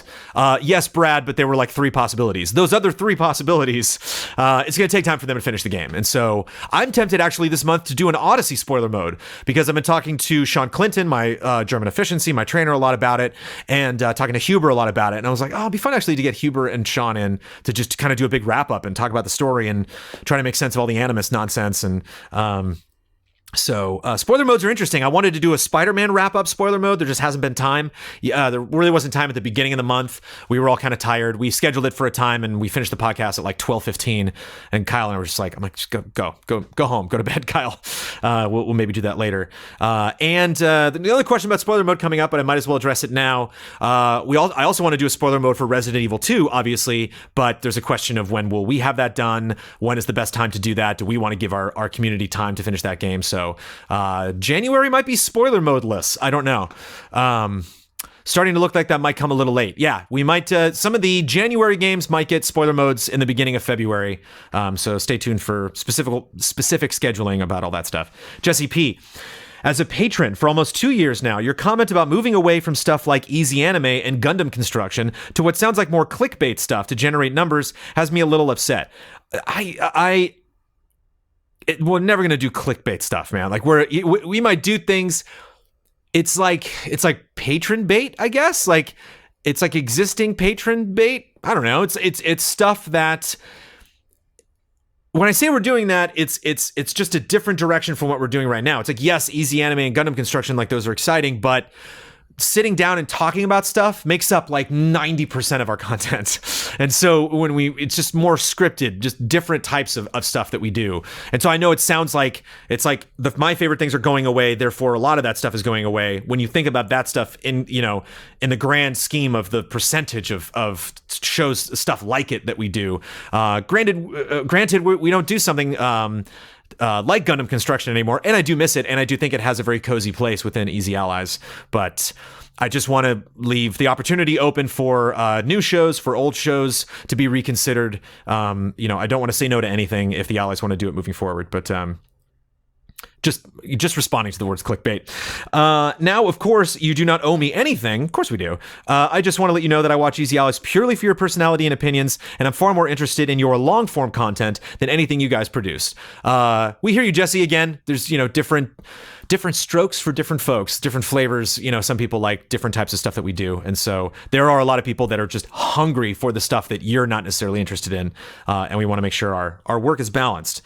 Or that if we're adding things to our schedule, that they're not like very similar to the stuff that we've already been doing. I hope you know that a fair few of us patrons feel that way, and I personally hope the Gundam and anime shows come back. I know, I do too. Straw Hat Ninja, you guys do an amazing job of keeping us all entertained on a daily basis. Thank you. I was just wondering if any of the allies are getting tired of doing the same shows over and over again, and want to do a new type of show, or is everyone pretty happy with everything? Everyone is pretty happy with everything, and they want to do new types of shows. So both of those things are true. One of the things Straw Hat, hopefully that is proof of this, is you'll hear me talk a lot on Cup of Jones about morale. It's that was my number one. When I came in as editor-in-chief of Game Trailers at Defy Media, I was like, all right, I've never done this job before. So what do I know? What do I really want to focus on, and what's going to be my most important issues that I want to face? And a lot of that time during my tenure at Defy was morale. I'm like, it's going to be weird in this new company. I don't want the guys to, I don't want the team to feel lost. I want them to be happy with their jobs. And then now that we're at Easy Allies, and we can really shape this Patreon and this YouTube channel and this Twitch channel into what we want it to be, I don't want the allies working on anything that they don't want to do. And that has happened. Like I've heard from, Easy A Weekly Clips is an example where we loved the show. It was Damiani's idea. He loved working on it. And then he just came to us and he's like, I have projects coming up. I'd like to focus on those and maybe reconsider how we do Weekly Clips in the future next year. We can bring it back soon and restructure the whole process. And it's like, great. I don't want you upset. I don't want you tired. I don't want you not looking like you're enjoying yourself. Same thing with streams. Like I don't want to force people to do shows or streams that they don't want to do. It's none of us are like, Ben, you better play Suikoden 2. Like that comes from Ben's heart, and I think you can tell. And I think that's the pulse of a lot of the content that we produce. And it's a hard thing to fake. I think our genuine interest in our stuff. Easy Anime, great example. It became more work than they enjoyed to do, which is why we stopped doing it. Barrett J. John, not sure if this is the best place to ask this, but I was trying to get the RSS feed into my podcast player on my phone, and I did, but it took me to a channel called Easy Allies Early Editions, and there are only 6 episodes from April 2017. Nothing else is on there. Is there something I'm missing? That's not the channel that you want to find. I've never heard this issue. I don't know. I do not know a solution to it. Maybe Blood has one. I did not have time or energy to find one for you before this episode of Cup of Jones. I apologize. Maybe people in chat have encountered that before, but that was a curveball. That was a new one for me. Sorry, Barrett. German Scientist, if I recall correctly, but I know that's not the one that you want to find. Possibly you have solved that since you made this post. German Scientist, if I recall correctly, the control room is in between the desk set and the streaming set. So, for the studio premiere stream, assuming that it'll be longer than your usual group stream and that everything is ready, could you please move between segments and sets, like a presenter on the desk presenting the making of video to video games on the streaming set, then perhaps back to the desk for some cardboard games, etc. Not now. Would that be possible in the future? I would love to see an opportunity like that to be utilized well. I'm sure it could even be used creatively for a show in some way. That's the 58K goal. That's the whole idea of that show, is doing a live show every week with a new guest that incorporates both the streaming space and the desk. You will see both of those on our 29th, on our reveal stream on the 29th, but some of that might be pre-recorded. I can't make promises based on equipment we don't own and have not unboxed and hooked up yet. So, Bloodworth says that is the correct name for the feed. Apologies. It is custom to each patron and may take time to fully fill in. There we go. Sorry. So you're only seeing those because when it queued up, it added the new episodes, and so that's why it's a short list. So, to answer your question, Barrett J. John, Easy Allies Early Editions is the name of that channel. You are getting the right stuff. You have found it correctly. I should check myself before I clearly wreck myself. But German Scientist, you're speaking my language. I want that. I'm excited about that. I want to make that work. But like you said, may take a little while, but that's the goal. Matt McCarthy, have you considered using the Patreon API in your EasyAllies.com website? We've gotten this question 2 weeks ago, and maybe the week before that. Again, this is a frequent question. I ask because every so often there will be a Patreon poll that's handled with comments. With duplicate posts being inevitable, the comment system seems like a pain for the allies and probably doesn't yield the most accurate poll. There are polling sites, but if the poll is meant to be patron exclusive, that's not a viable option. With the ability to sign into Patreon on your site, a custom poll component could be built for all future polls. You could also have a patron exclusive videos and posts safely on your site for those logged in, replaced with a call to action for non-patrons maybe. Digging around in the site a bit, it looks like you all are using a JS framework of sorts, so I think this implementation wouldn't be all too difficult. That being said, I know there's a lot on everybody's plate, so if needed, and in hope I'm not being too presumptuous here, I'm happy to help in whatever way is appropriate. It might feel old school, but I do sort of miss the GT days of having an account with your site. Forums are one thing, but I think a direct link between your Patreon and your website could really be beneficial. Yes, we know that it could work. We know that it would make sense. With the problem with a lot of things concerning the website, I think we have an additional website question coming up, is just not a focus right now. A very, very, very, very, very small percentage of people use our website, use that forum, and so we don't want to spend a lot of time making improvements to something that'll make a very small dent in our actual business. That might not affect a lot of people on Patreon. A lot of people are fine using the website, but it sounds like a lot of people are getting fed up that maybe Cup of Jones will continue using the Patreon model, but that we should evolve our question taking, our poll making for various events in the future, because sometimes Patreon don't work. Smoothie time. Back to questions. The Finnish Ally, are you planning to make any Patreon-related announcements during the studio reveal? No. No new updates to goals, nothing like that when we show the studio. Nothing at all. Do not expect it. No. Beaten Down Brian, I'm trying to sum up my feelings on retro. It doesn't mean we don't have ideas, but just not right now. No time to finalize that before you see the studio. I've been trying to sum up my feelings on retros for a few days now, but I'm finding it very hard. Basically, it boils down to, I think you should examine the possibility of removing retros as a goal and perhaps replacing them with Fiasconauts or something else. While this may seem reactionary, it's something I've been thinking about for a while. Don't get me wrong, I love retros, and it absolutely pains me to write this, but before you even said it in the last episode, I feel it was already pretty apparent that they didn't fit into your schedule very well. I base this on every time I've heard you talk about them in the past, which is almost never in a positive light, and hearing about the times where you were sitting up at midnight worrying that you should be working on the Dark Souls retro, but felt too exhausted from your already busy days, brings me no joy. I'm positive there would be pushback against removing them, but at the end of the day, when it's something we only get once a year anyway, I feel hope people would get over it in time. Also, I just want to point out that removing them from the goals wouldn't mean you can't ever produce one again, but hopefully it would mean that if you guys did decide to tackle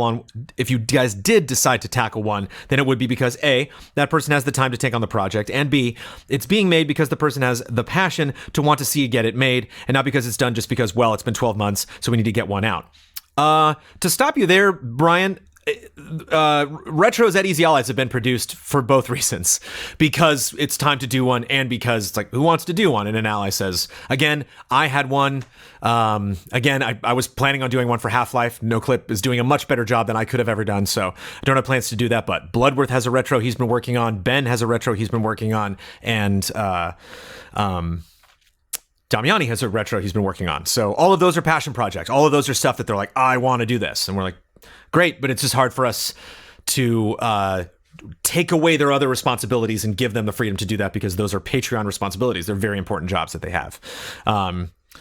Every ally is important. Damiani and Bloodworth and Ben are very integral to specifically the Patreon functioning when it comes to scheduling, sponsors, Q&A, a lot of Patreon goals. So yeah. Lastly, I realize that there are many upsides to retros. They're great evergreen content. They bring in a lot of views, etc., etc. I think they've made sense as a goal when you started Easy A, but I also feel like they began to make less sense as time has moved on. I guess I just wonder if it's time to really sit down and examine the pros and cons. It's really time to examine the pros and cons of everything. I get scared using that language because I've used it in the past and I've heard patrons be like, uh-oh, this show's getting canceled. And like, we really don't know. Like I really want I don't want to scare you into thinking that there's going to be a ton of changes to our goals, to our schedule, to our content, even to existing shows that are going to stick around. The whole, the set's going to change, the aesthetic is going to change. I don't want to terrify all of you. I just want, in this moment that is so monumental for Easy Allies, to give each of the allies the opportunity to take a breath, to step back, to look at the big picture and be like, there's a better way we can do this. And I want to communicate that to you, that comes from a place of us having thought about it really hard and really reevaluated absolutely everything. So it's not just a knee-jerk reaction. So I expect that with everything. I mean, that was a retro specific comment. I think, I don't want it to be a severe where it's like every show is potentially on the chopping block, but every show can be reconsidered in many ways. Some might move down the Patreon goal. Some might move up. Some might go away. New ones might come back. We don't know. Because honestly, I don't foresee that much change. But if a change like that was to happen, I just want all of you to be prepared and understand it's coming up from a position of not only doing maybe something that we had thought about for doing a long time with any of those tiers, not retro specific, but it's all for a good thing. It's all going to make everything about Easy Allies better. Trust me. Daniel Wright. You're very open about wanting to bring guests and new faces into a wide variety of your content once you enter the new studio. And while that's fine, and I understand your excitement, please don't forget that we're all patrons of Easy Allies, not their friends and associates. The obvious affection you all have for each other and how comfortable you all seem together is possibly the main attraction for me and many others to your content. And I would hate for that to be constantly interrupted by guests. For instance, the E3 stream where Blood's friend from his old job turned up, Jonathan, was a great guest with an absolute fountain of Nintendo knowledge, but even if subtly he changed the atmosphere of the stream and couldn't follow along with the absolutely impenetrable fog of in-jokes and chim memes. Oh no, I said it. Well, we're gonna be tearing down the studio soon, so yeah, maybe I can clean that up. Man, I'm tired and I just wasn't focused.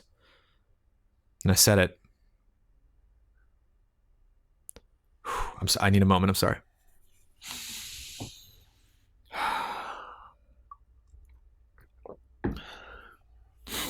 Okay, it's gotta focus. Just don't think about it. All right.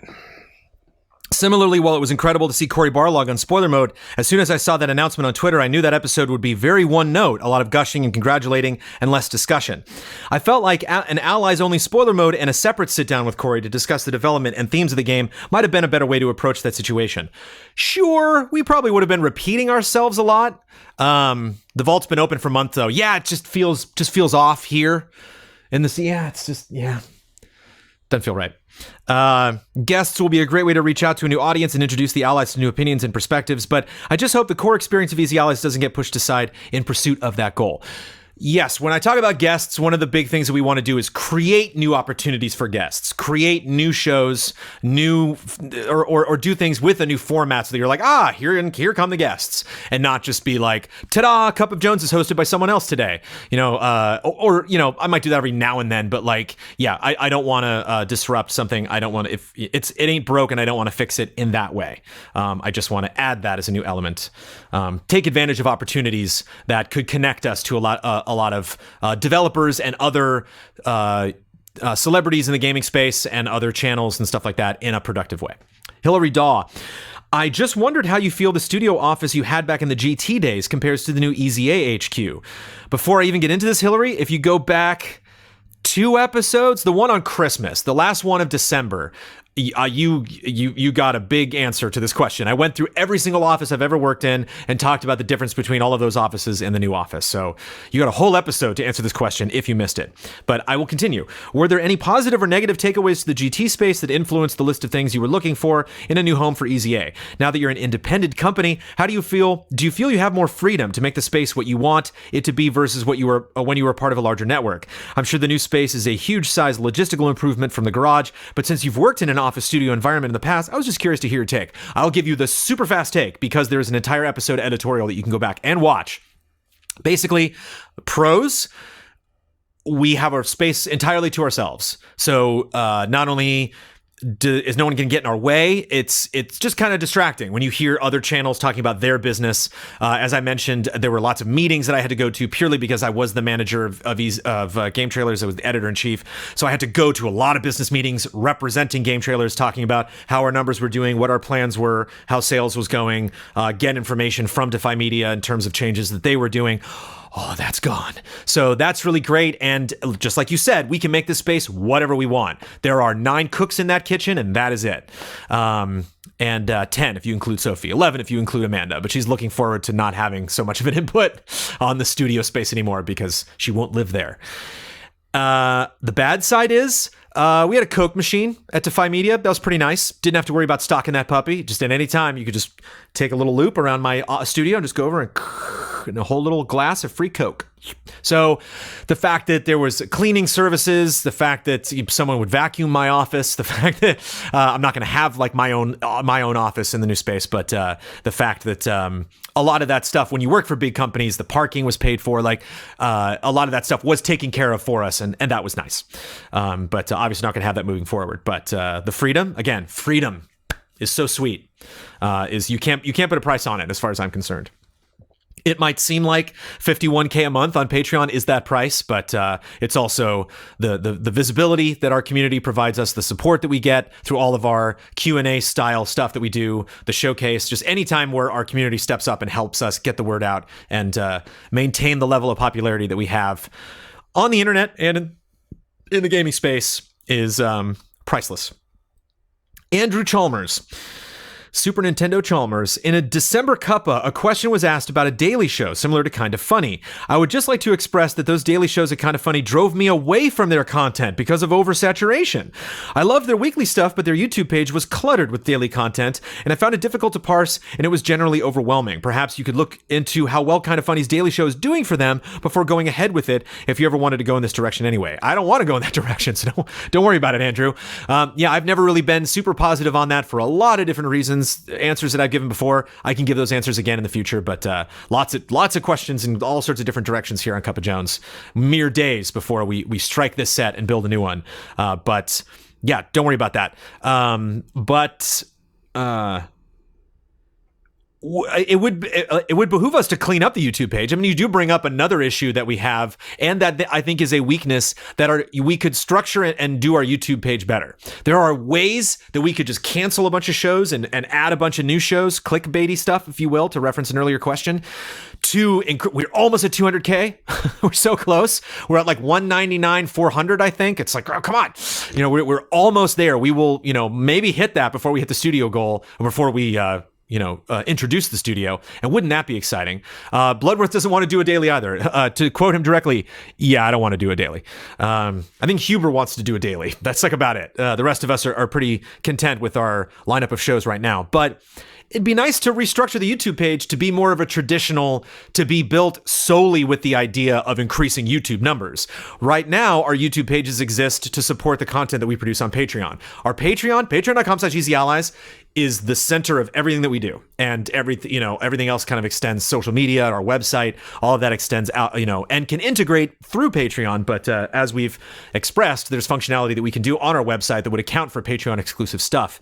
But be nice to clean up that YouTube page. No promises that that's something that is going to happen, especially in the next couple weeks, but it is something that could be done in our benefit if we were able to be a little more flexible with the type of shows that we do. Mikkel Hervel Nemo. Before the winter break, EZA put up a demo teaser on the YouTube page for Huber's Game Show, and the full demo was exclusively uploaded to Patreon. In the YouTube comments for the demo teaser, someone mentioned that since the full video was meant as a way to sell the 55K goal, shouldn't be public to everyone so that more people could potentially watch that video and then support EZA. Ian answered that it was a good idea, but he didn't have time for it or something before January. So, do you still plan to upload the full demo to YouTube, or did you forget, or have you just not gotten around to it yet? There are 2 reasons why we haven't done this. 3. 1, yeah, it's not a super priority right now. Ian probably, has not been thinking about that because we were thinking so much about the studio. But I do know there is not concrete plans to do this, but I do know that Huber and Ian and Jason were interested in doing another one, doing another video with the lessons that they learned, the comments that we've got from that first post, and then doing something in the new studio space to be like, see, here's what it looks like in the studio now. We've actually built some of these set pieces. We actually have some of these props or costumes. And now that we're in the studio space, not only would another updated video that would then be shown to everybody, and of course after the studio is, if hopefully we can inch up, maybe get to 53K, we're closer to that Mysterious Monsters Huber Game Show goal. Then not only could we talk more specifically about what that game show would be, show you more specifically what that game show would be like, but if we see that goal and people just discover Easy Allies and they're like, cool, what's their next goal? And it's like a game show. And it's like, oh, neat. Is that in this garage? And they're like, no, it's in their new studio. Like, we wanted to wait until we were in the new studio so that you could see finally in this room, this is where the game show would be. Now you can get an idea of most of the details that we would provide before we would actually get funded to produce the show itself. So I think there's one more step in between where we are now and the actually hitting that goal, and that will be a priority once we get comfortable with the studio space. There's Blood says there's no cleanup that we could do other than to stop making things, so I'm not sure what that means. Oh, I'm sorry. Am I using lingo that you don't appreciate, Bloodworth? Cleaning up meaning Bloodworth gets rightfully upset whenever we talk about the YouTube page because Bloodworth has put so much work into managing that. Just possibly focusing on other things on the YouTube page. If you say stop making things, that is part of cleaning, part of making the site look more like a traditional YouTube page. I think we've just heard that a lot. Blood, Kyle has brought that up a lot. Damiani has brought that up a lot, where if you go to other typical YouTube pages, they are focused on the type of content that they want to do to get the most views for every single video, and constantly push that subscriber count up, where our YouTube page is in service of our Patreon, of the content that we produce at Patreon. And that's what I mean by cleaning up. But again, just not a focus of ours. So it's okay. It's okay, Blood. You don't have to do anything. The work you've done on the YouTube page is great. It's, it holds. Freedom. With a little bit of salt, but salt that I appreciate. I'm going to sprinkle the salt on my sandwich. Tastes good. You mentioned a bunch of reasons why retrospectives are hard to make and why Easy Allies has not made them for a long while. As long as it is a 30K Patreon goal, you have an obligation to either make them or get rid of that goal. You're right. You're not wrong. And that is a concern of mine. That is it's like right there as far as a thought that keeps coming back to me and something that I want to fix in 2019. So thank you for your honesty. You're not wrong. Andreas Klinthaus. I was wondering if you were planning in the future to sometime get a video wall similar to Kind of Funny. It's a way to make all the videos have a different feel with a change in the background and a unique vibe. If you write so Busted Trifecta canceled, what? That's what he's saying. That's the stuff that would help the YouTube channel. I think you need to have a rap battle to settle this, right? Boy, Blood's not happy with that comment. No, we're not going to get a video wall. One, because Kind of Funny did it. Two, because I want to try to do something different. Maybe we evolve into doing that. Maybe like we're all video. Maybe everyone in the future has video walls. But it's also crazy expensive. Just the video wall itself is more than half of the budget we've spent on the studio for everything. So, yeah, just not financially viable at this point. They're fun, though. It's neat to see some shows that they do at Kind of Funny now that I'm like, how the hell, where are they shooting this? Oh, they're shooting it in the same space. They're just able to, like, that, again, debatable with Jared Petty. I love that they have, like, the gold curtains, and then the gold curtains continue on the screen behind them. Really cool. Something that Kind of Funny has done really well, and something that we're not going to do. Moving forward. It's their style, and I want them to keep it. Daniel Rona, is there any degree of hair and makeup before any of the shoots, or do allies mostly rock what they got going on? There's a lot of au naturel when it comes to Cup of Jones. I didn't shave today, so there you go. It's my birthday weekend, so not shaven. But I put a little hairspray in my hair just to make sure, because you get the little sticklies, you get the little hairs that just kind of like stick up and do funny things in the back of my head. Whenever I get my hair cut really short, this part likes to stick straight up like that. You'll possibly see that sometimes. Look out for it when my hair's short. So I'll get some mousse or some hairspray sometime and be like, stop it. So yeah, sometimes. And in our green room, our kind of chat area in not chat, you chat, but the place where we can go in the water cooler zone of the new EZA office. I want to have a little makeup chair. So if people come in and they want to touch themselves up, or they want to look their best, they can have a little mirror with lights and a little table that doesn't have Doritos all over it, that they can put their stuff down and make themselves look how they want to look. Noah Weinstein. Last week, you answered a question about what makes EZA unique and helps you stand out from other outlets. You said that it was your reaction streams as well as your balanced analysis of the game's business, which is fair. But I brought this up with some friends, and we all agreed that the most distinct part of EZA isn't the content of your discussions, but the nature of them. For example, you guys being a ragtag team of eclectic personalities that mesh well together. But then again, a whole lot of the people only show up for your reactions podcasts rather than your more niche personality-driven content. Do you think there's a dissonance between the wants, desires, outlooks of EGA's larger viewer base versus the tighter-knit community? How do you reconcile this with your input? Is this something you think about? Wow, I think this is editorial worthy. This is a big question. And unlike a lot of questions that I get on Cup of Jones, Noah, when I just read this right now, it's like, I don't know. I could write a paper on that. There's a lot of different ways to tackle that question. I will tackle it by taking a silent nap. No, I think I think it's interesting and it's editorial worthy because of the statement. Do you think there's a dissonance between the wants, desires, outlooks of EZA's larger viewer base versus the tighter knit community? Yes, in everything that we do. There's definitely a separation for Gundam streams. A great example, like Fiasconauts, like stuff that the people, we get that when we see these comments. We're like, yay, another episode of this. So that means someone is dialed in for that show. They like that show. Every time we cancel a show, we know it's upsetting people. Every time we add something, we know there's people that don't care for it. It's just always going to happen. There's always going to be percentages that we need to weigh the pluses and minuses of. And so I think what you're describing is like the opposite of what I was describing. When you talked about strengths, I think what you're describing, this kind of like hardcore commitment, the makeup mirror won't have Doritos because it'll be covered in Skittles. No, it won't, Blood. I'll have eaten those Skittles. There won't be rogue Skittles around the office. They're going to be in my tummy. Silly Bloodworth. Skittles. There's no Skittle I've ever seen that I didn't want to just... Oh, somebody dropped a Skittle. Sorry, Noah. You don't deserve to have that gross Skittle talk pop up right in the middle of your question. So the way that I answered that question last week was to talk about the if this was an investor meeting, if I was talking to someone potentially interested in purchasing Easy Allies, which we are not interested in selling, that's the kind of language that I would use. That's a common way that I would describe, because it's tricky. I'll talk to relatives or other people and they're like, what do you do for a living? I'm like,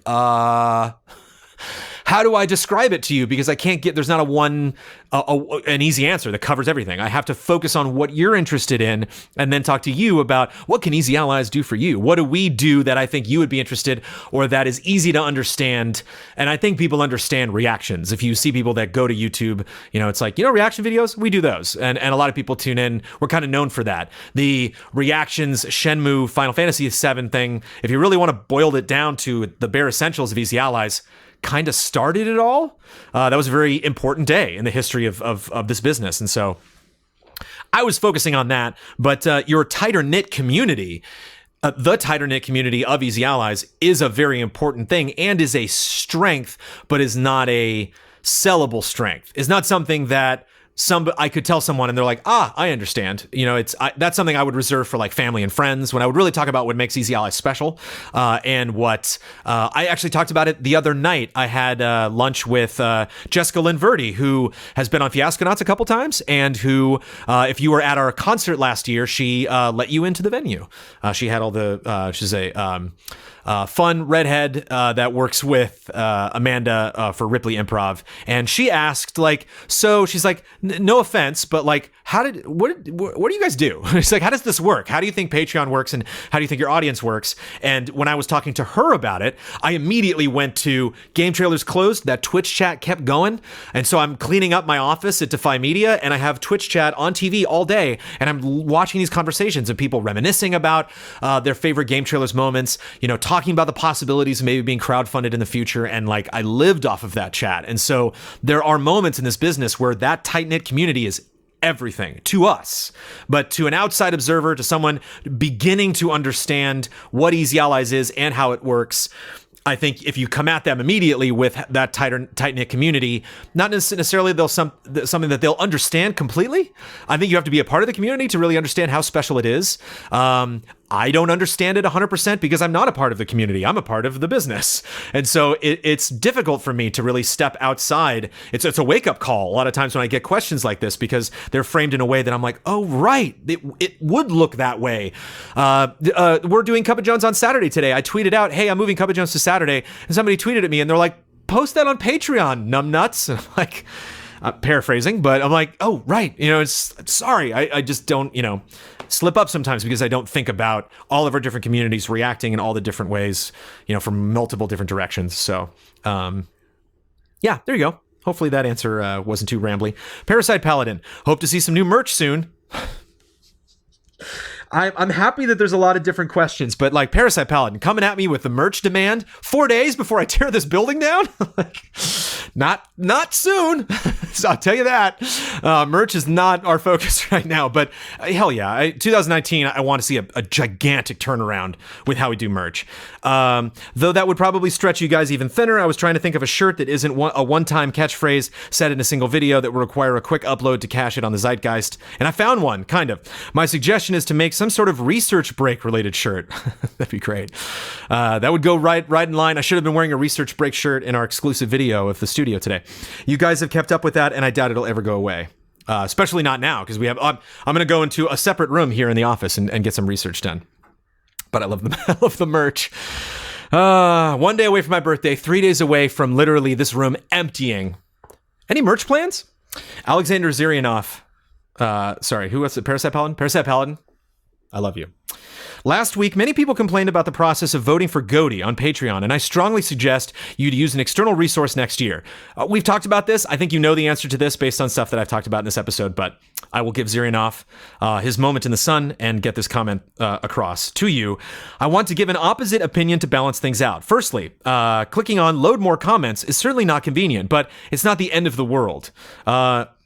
Okay, if you got your comment from deleted, if you commented on Patreon and it got deleted and we didn't mention it, that sucks. That sucks. I will swear in this instance. It's bullshit. There, I said it. Wash my mouth out. Maybe it'll, it's not the end of the world. I've timed it, and it took me 59 seconds to load all 400 comments on my 2011 PC. Maybe it'll sound harsh, but I think that if you're not willing to spend 1 extra minute once a year, then voting for GOTY isn't that important to you. Okay, all right. This is Alexander saying this. This is not me. Also, people complained about having to look through a massive list of games that has a lot of duplicates. This is not a Patreon problem. It's a natural issue with anyone trying to submit their games. And since it's unhealthy for Kyle to allow everyone to just post their nominees and then manually count thousands of votes, there is no solution to this problem. Finally, if you move voting away from the Patreon next year, there will be no guarantee that only patrons will vote and that everyone will vote only once, which will make the results less trustworthy. In summary, I suggest you keep voting for GOTY as it is, since doing so otherwise will not solve all issues and will create other ones. The only change you probably should do is remind everyone in the post's text that browsers have built-in search function, which you can use by pressing Control F. Yes, I actually didn't read the Patreon post that we did for our GOTY submission. So, wow, we're still in business questions. Yes, Blood, very dissatisfied. Not happy with how I talked about our YouTube page. Not happy with the pace at which we're getting through business questions. Got to pick things up. Got to straighten up and fly right for our dear friend Daniel Bloodworth. Yeah, it's clear that we need to, in the future, explore new options for collecting that data via our Patreon posts and possibly implement that through our website in 2019. No promises, but something to think about, and something clearly you can tell our audience wants and has lots of ideas about how to do. Will Schmuck, let me give you here, Blood. I'll tell you how far we have to go. It's page. Wow, this is like, it was like 100 comments on this. Wow, page 17. There are 20. This is like community showcase levels, 20 pages of Cup of Jones. We stopped business questions on the bottom of page 17, and we are currently on page 12. So buckle up. Will Schmuck, I just wanted to offer, I have to finish before 1 p.m. Pacific time because Huber's streaming, and I think we'll make it.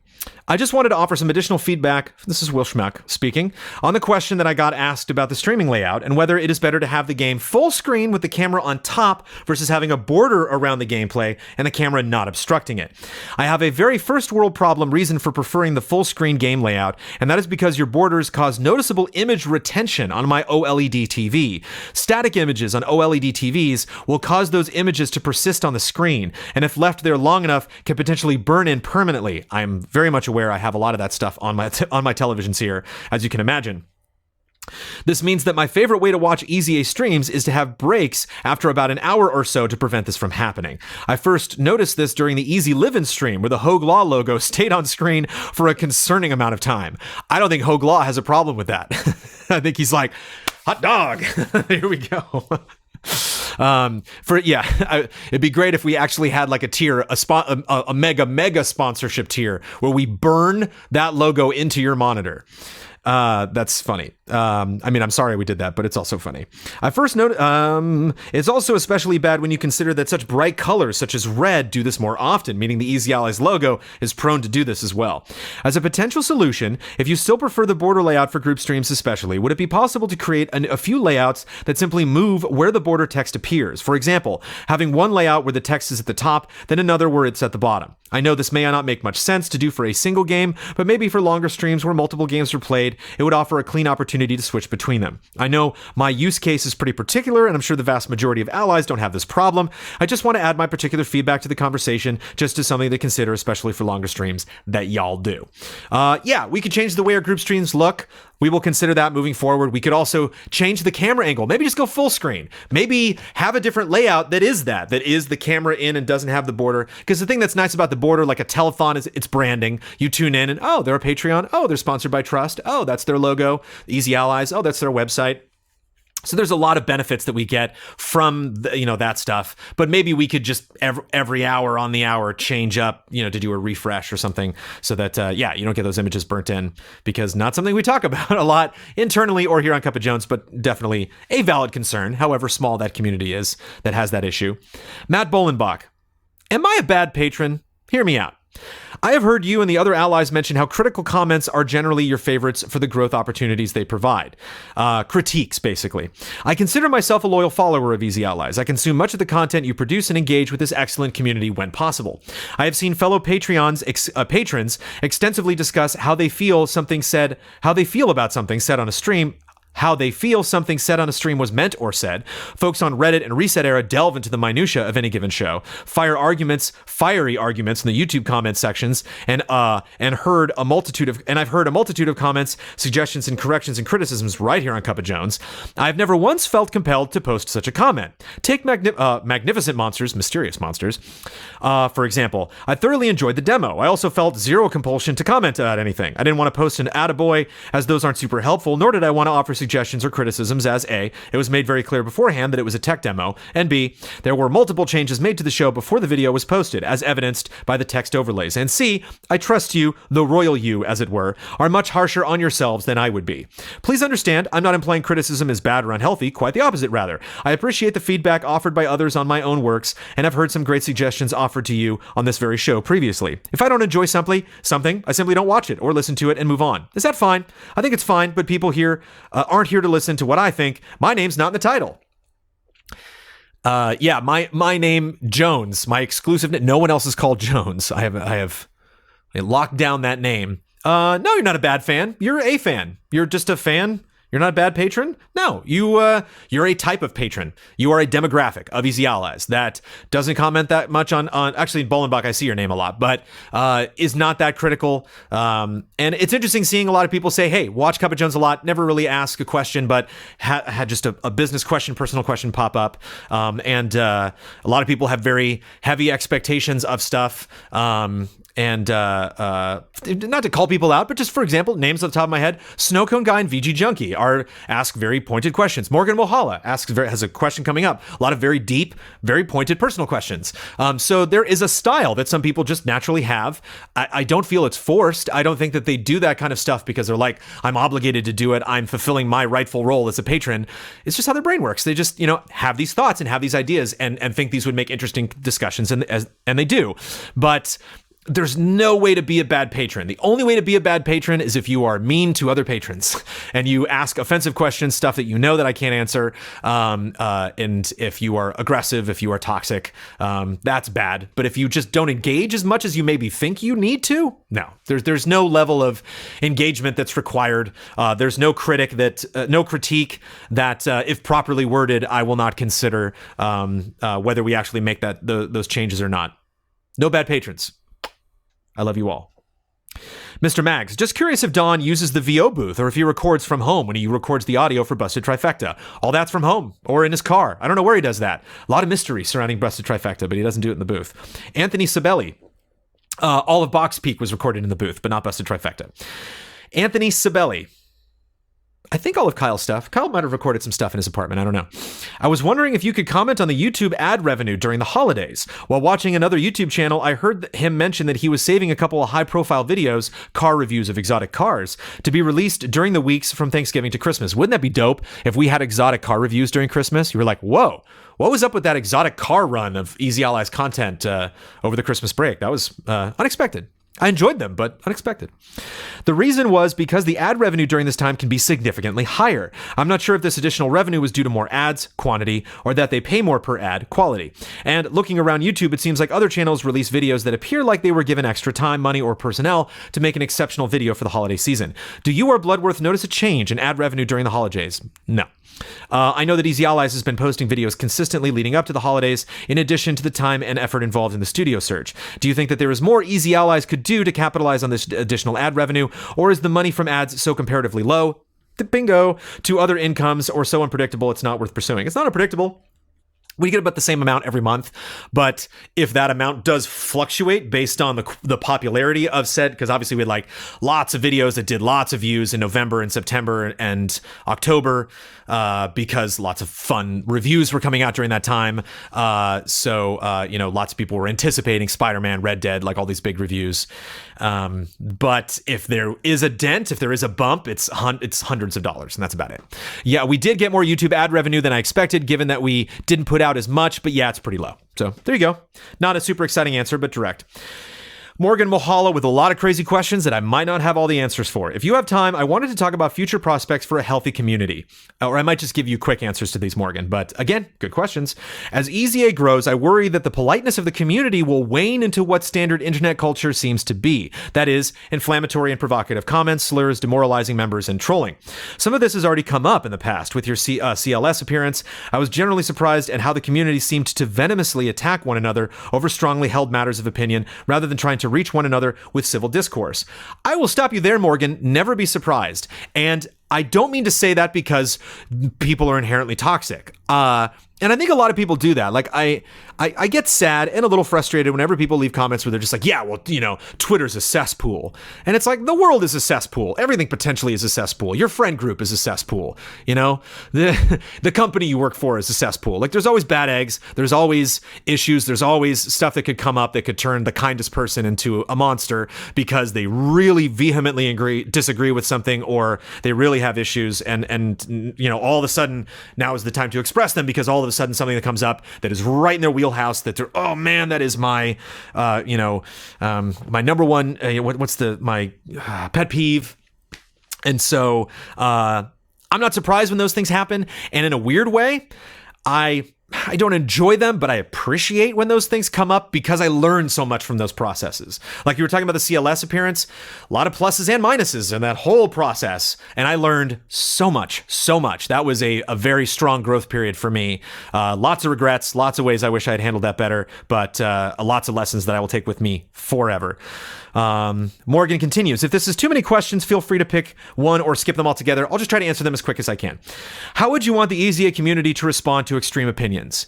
I would always want them to be respectful. Of course, in the discourse of just everything that the world is talking about right now, when you say there are good people on both sides, that's problematic. But I do wish, I always try to be patient, which I know some people can't do. I don't expect them to. I always try to be understanding.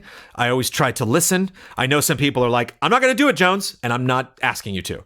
I just always try to do that. I always try to lead by example and show, because it's hard. It's really hard to do that. There are some times where I like type a tweet like on Twitter and I'm like, delete. Because it's hard to structure that productively. And I think sometimes people can be negative.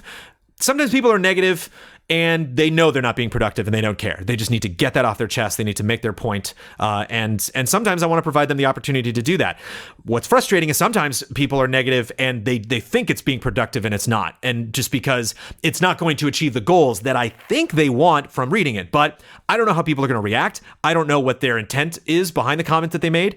And I don't know really the best way to solve it until a lot of instances it's too late. And so, or some of the damage has been done and you kind of got to put out fires and look posthumously on a situation and try to figure out, okay, what went wrong and how can we be honest and forthcoming about the lessons that we learned and things we want to change in the future. It just takes time. It takes time. If you're in a relationship, if you are dealing with your family, it takes time to explain how you feel. It's not something you can do right away. There's no issue that can be summed up in a sentence. And so that time sucks. That time can potentially seem like, some people are being patient on behalf of your enemies. But if from my perspective, where I'm coming from, I just want to learn. And so learning also takes time. Do you foresee future issues with a toxic community? It's the internet, of course. Where do you draw the line with offensive community behavior when the intent is to hurt someone? So we had an issue, not going to call the person out by name and not get into too many details, but there was kind of a attempted in jest poke at Sophie being hurt a couple months ago. And I made the declarative statement here on Cup of Jones that hurt me. Maybe the comment wasn't intended to harm, but I felt harmed by it. And so I shined a spotlight on that. We talked about it. I had a great reaction from the person involved and hopefully we moved through that. So, but that was the line that I drew because I could see the damage being done. I'm not saying that if I don't draw a line or talk about that kind of stuff on Cup of Jones, then the damage isn't happening. I could have said something that damaged you in the past that you never told me about and I am unaware of. I could have made light of something or said something that possibly wasn't so bad that also did hurt you, and that you could have been resentful because I said that. I don't know. I don't know these things until I hear about them. Some people mention that on Cup of Jones. Some people hit me up on Twitter. Some people just DM to me. And some people just email me, brandon@easyallies.com. You can always send me an email that are just like, I just want to let you know. And apologies in the past if you have done that and I haven't gotten back to you. Some of those are just huge issues that I'm like, wow, that's a lot of stuff to talk about. I should have just left you a comment that said, I read this, thank you. But I do read everything. I have read your comments. Apologies if I did not get back to you. More questions. Would you ever institute a standard for community behavior? We do have standards. They are enforced by our mods. We can maybe make that more public in the future. Food for thought. What are your views on censorship versus moderating the EZA community? I'm just going to move right past that one, Morgan, because that's a whole editorial. And I think I would like to address more specifics within that umbrella comment and not necessarily spend the next 20 minutes talking about all of those things, because we're on page 14 of 20. Here we go. Kyle Matter. Kyle, I'm so sorry. As a UCLA grad, it pains me that you're having your anniversary concert yet again at USC. Any thoughts on doing it around Westwood or literally anywhere else next year? Love and respect. Thanks for humoring me. I hear you. If you're maybe from out of the US or you're not in California and you don't realize, the University of California at Los Angeles and the University of Southern California don't like each other. It's the Bruins and the Trojans, long-standing rivalry. It's the Giants and the Dodgers that just don't The fans just don't they don't get along. They're within driving distance from each other, and they just have never quite. And of course, rivalries are fun. Everybody loves them, and so that's always been a big deal. And the percentage, the ratio of UCLA grads in the vast ECLA community, I don't know, is worth considering to change a venue that's going to cost us thousands of dollars. But some people are chat are like, oh, come on. But we picked Tommy's Place again because it worked. It was great. Like the place that we did in Hollywood for our first anniversary meetup was really cool. It has changed owners. It is a whole different ball of wax now, and kind of sucked. Dealing with the people there and some of the issues with the way we use that studio, and it was expensive for what we got. And how much we spent versus what we got at Tommy's Place was magnificent. And I think one of the main reasons, and it seems weird, like, why are you doing it at a college? Why wouldn't you just do it at a private place? Well, a lot of the private locations in Los Angeles are either extremely expensive or not really meant for the type of show we want to do. Our music venues either have a small stage and a small space for people to fit in, or are so big but are like theaters. You know, like everyone come in and sit down in chairs, and now we're doing a show. And the Easy Allies in Concert is kind of a little bit of both. We want people to mill around. We want people to talk amongst themselves. We want people to potentially have their phones out or laptops up or something if they want to watch the stream and engage with chat. And so I want to have something that has a stage, but I want to have something that feels more like just kind of a social, fun mix-up, meet and greet. Meetup, as I think meet and greet is not the terminology more. I think we call them meetups. But sorry, Kyle. It'd be nice if we were able to maybe double our budget next year to reconsider how we're doing the concert. We really try to wipe the slate clean every year with the concert and figure out, should we even do a concert? Yeah, how do we want to structure it this year? So we're always ready to change things, but 2019 will be at Tommy's Place. If you don't want to go, I understand. If you want to wear a UCLA shirt, just wear a sweater and then you can open it once you go inside. I won't blame you. Lee, with the launch of the studio, are you guys thinking of giving your channel a fresh lick of paint? For example, new thumbnails or using the classy E3 EZA graphics color scheme? Eventually. Not right out of the... You might see some things change, but it's not going to be a big company-wide change. Our logo's not changing. You know, it's like none of that big crazy stuff. But I would be interested in doing it in the future. Jeremy Ferris, I wanted to ask if you remember what the most contentious GOTY deliberation was. Excuse me. Or if you don't have one in particular, what were some bad ones? Jeremy, did you not watch the deliberations video? The Patreon tag is meet and greet, though, LOL. Okay. I was told by the other allies that we are calling them meetups now. So maybe we can change that on Bloodworth, but whatever. You can watch them. I know there's 6 hours of them, but you know, what's funny, I will just, because you should watch them, I'm not going to give you a very deep answer, but I will say, Jeremy, that I think the hardest discussions during that deliberation were for the nominees, because we tried to whittle the nominees down to 5. Music, we picked 6 randomly. I didn't even think about that when it happened, but like after the fact, I was like, why the hell do we have 6? That was ridiculous. We should have, no. Now, what is it about music that's 6 nominees? Get out of here. Whittling those nominee lists down is when stuff got brutal. Actually, picking the game of the year took 2 seconds, but figuring out what the 10 nominees were took like an hour. Zachary Jennings, so I assigned point values to all of your individual GOTY lists, excluding Dawn, because of how out of order they were. I gave 10 points for someone's top game and 1 for their 10th best game, and totaled them all. Here is the official as I can make it Easy Allies top 20 games of 2018. God of War, Monster Hunter World, Spider-Man, Dragon Quest XI, Super Smash Bros. Ultimate, Red Dead Redemption 2, Astrobot Rescue Mission, Fortnite, Shadow of the Colossus, Celeste, Bloodstained, Hollow Knight on Switch, Yakuza Kiwami 2, The Missing, Hitman 2, Forza Horizon 4, Warhammer Vermintide, Assassin's Creed Odyssey, Onrush, and Banner Saga 3. Thanks for the awesome deliberation stream and for a highly entertaining 2018. Not much to say. Good work, Zach. Sergey P. I have a feeling that Huber's Resident Evil 2 stream is being rushed. I feel like people need more time to complete the game before the stream happens. Normally, I wouldn't say anything because I'll probably be watching the VOD anyway, but since the studio is so close, perhaps it would benefit everyone to postpone the stream a bit.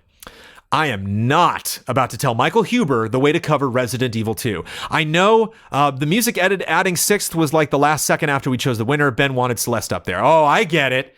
Ben wanted Celeste. Okay. No, I'm just kidding. Giving Ben a hard time. I don't really care that much. I just thought, you know, I was tired by the end of I'm usually tired, but I was tired by the end of that deliberations. And I'm like, Am I seeing that correctly? Do we have 6 nominees? Lot of brain power required for deliberations. We have done this in the past. I don't know if Huber has still streamed the new God of War, the 2018 God of War. I know he wanted to wait. He's like, I don't want to spoil it. I want people to wait before they can go through, have their own experience, and then we can all play through it together eventually. I don't know if he got around to that. Apologies if he did and I forgot. But RE2 is its own beast. It's Huber's favorite game of all time next to Shenmue. And so, in Evil Within, like, Huber's just nuts about this game. Like, this is such a profound moment for him. What an end of a month. What a time in his career to get Resident Evil 2 remake and move into the studio at the same time. And so whatever he wants to do, go for it. And that's what he wanted to do. Mark Chifa's in. Should EZA make an award category called Game I Regret Not Playing in 2000XX? This might help with calling out great games the Allies have missed. Cool. I'm going to put that in takeaways. Let me just add that at the bottom. Good idea. Not much to say, but good idea. Good stuff. Amir Hosni, I was disappointed, heartbroken really, watching the GOTY Deliberation stream and seeing that there was barely any fight for Red Dead Redemption 2 as Game of the Year from your end. Sorry. I get that it was possibly a losing fight, but it was still a fight worth having. Is a losing fight a fight worth having? On camera? Is it? We'll get to that. I had high expectations that you would deliver an all-inspiring tear-jerker of a speech about the best game of 2018, in my opinion. I understand it could clearly tell that by the end of that 7-hour stream you were all exhausted, but that would be a great opportunity to turn votes and possibly do the impossible. I'll stop there. Turning votes, not going to happen. I work with these guys every day. I know them very well. I knew there was no way to turn them around on Red Dead. It was just not going to happen. But yeah, if you go and see our GOTY personal pick stream, that was my take. You can even see Ian being like, wow, you talked for a while. And that was my opportunity to be like, here's why Red Dead means so much to me. Here are things about Red Dead. I'll do an editorial in Cup of Jones about it if you would like, that I think you cannot argue are not incredible and are not exemplary for the rest of the industry and are unique and a fantastic achievement, an achievement worthy of recognition and note. But steering people away from this is not going to happen. I pride myself on knowing that, you have to know I know that, knowing these guys as well as I do, hearing them day in, day out talk about their favorite things, going through the whole Game Awards voting process and seeing no one vote for Red Dead, it's like, okay. So I could see the writing on the wall. I do have a lot of love for God of War, but it's already gotten too much love, and I would like to see you give a strong and sound case that I know you have for why Red Dead Redemption 2 is in fact the best game of the year. Also, even though I like these two people a lot, I could not stand the snarkiness of Ian and Kyle towards Red Dead Redemption 2. Again, if you weren't expecting Red Dead snarkiness from those two in our deliberations, you gotta refresh your expectations, my friend. Again, see the writing on the wall. These things are going to happen. GOTY snarkiness is gonna happen from Ian and Kyle every year, no matter what you do. The whole stream, and I would love to see them sweat as votes were tallied up for Red Dead Redemption 2. Just wasn't gonna happen. It just wasn't. It was basically gonna be them being courteous about, like, okay, well now Jones will talk about Red Dead, and I could have said anything. I could have, how does the song go? Tear my heart out of my chest, spill all over the stage. Would it satisfy you? Would it fly on by you? How does the Rolling Stones song go? Would you think that GOTY selection is strange? I could have done that, and then at the end of it, the allies would have been like, "Okay, cool. Are you done with your thing? Okay, God of War, everybody." It's just the way it would have gone. And again, this is the issue that we have with our deliberations. They're like, "You didn't fight for X game." That's not what our deliberations are for. Our deliberations is to discover where everyone's at. And that was discovered before we even began that conversation. And so it was more about the nominees than the actual winner. That'll change every year. I have no idea really how that stuff's going to add up until we get there, until those conversations start. And I know it sucks the way things turned out because, at Game Trailers, I lost that Grand Theft Auto 5 Game of the Year, and now I've lost that Red Dead Redemption 2 Game of the Year. One day we might get that win for Rockstar here at Game Trailers /Easy Allies, but we'll see. But we did get Best Character, and we got Best Theater. So I feel good about that. Red Dead did get recognition and is nominated for our Game of the Year. And you will not hear this isn't the last of you hearing me talk about the joys that come from that wonderful, beautiful game. If Jones really liked Red Dead 2, he'd be wearing a Red Dead 2 shirt. I'll have you know, we have 2 Red Dead 2 shirts, and they're mediums, darn it. Rockstar sent us nice stuff, and they sent us mediums. So who got those shirts? Skinny old Michael Huber. Where large and in charge Brandon Jones has got to go out and get his own Red Dead t-shirts. Where when Sony Santa Monica sent us these lovely shirts, they sent us a breadth of sizes. So that large Brandon could address the quality that is God of War. Also, too, I'm a team player. If this is our Game of the Year, it's a good game, man. Go play it. The goatee attitude. Jesse Nye, are there any spoiler modes planned for this month? Yes, might not happen. But they will happen. There might be like 2 or 3 in February to make up for it. I know Damiani has expressed interest in doing one for the new Dragon Ball movie. And of course, Resident Evil 2 and Kingdom Hearts 3 are just weeks away. I know all the allies are going to see the Dragon Ball movie. I don't know if we're going to do a spoiler mode for that. I know they might want to. I just don't want to confirm something that may not happen. But RE2 and Kingdom Hearts 3, lock those in. I just can't guarantee when they're going to happen because none of us have finished those games. Trankyopa. I was binging old Cup of Jones episodes I missed over my New Year's vacation. I love you. Just thank you for doing that. Some people are like, I was watching old Cup of Joneses. The fact that those have value to you makes me feel warm and fuzzy inside. And I heard one question a couple of times. Can you do something to spam less emails via Patreon? Since becoming a patron of Kind of Funny for their January fundraiser, I think I found the answer you couldn't think of. You said that there was no way on Patreon to add the audio version of a podcast to an existing Patreon post. But the video version is essentially just an embedded YouTube video. So why not do it the other way around? Upload the audio version to Patreon and add the private YouTube link in the description. Kind of Funny does it this way, and I think it's the easiest way to cut the amount of emails for all shows with both audio and video versions in half. Not a terrible idea. I'll bring it up to the other allies and we'll see. Oh, Life is Strange 2 is for sure happening, but after we're in the studio as far as spoiler modes. So Life is Strange 2 Episode 2 spoiler mode is happening. Bloodworth and Huber likely on deck for that. And so yeah, that'll happen soon, but just can't guarantee those times because we don't know. A big week for us, a little bit next week. Steve S. Who's the biggest Star Wars fan in the group? You, Brad, or someone else? Which Star Wars movie is your favorite? This should be a personal question. Sorry. Quick answer, though. Me and Return of the Jedi. Brad is probably second place. And again, if Brad's watching this or this news gets back to Brad, it's not a dig. I'm not being like, haha, Brad, I'm a bigger fan. I just think because I'm older, that I just was alive more for the early stuff. Like he might own some of those Kenner action figures, but like I was 4 years old when Return of the Jedi was in theaters. So it's like a little bit more of a connection to my actual childhood. Like when I was born, it was like Star Wars. Like it was a very hot thing when I was a small child. My brother was actually born the year Star Wars, I think was born in 1976. And so he was actually alive when the first film was in theaters, but 76 or 75, I can't remember. He's 3.5 years older than me, so do the math. And my birthday is tomorrow. So I was born January 20th, 1979. And I also was in a Star Wars musical in high school. So, I thought about that. I was like, well, I don't know, because Brad's seen all of Rebels. I have not. Brad knows a lot of, is very invested in the new movies. Much a bigger Kylo Ren fan than I am.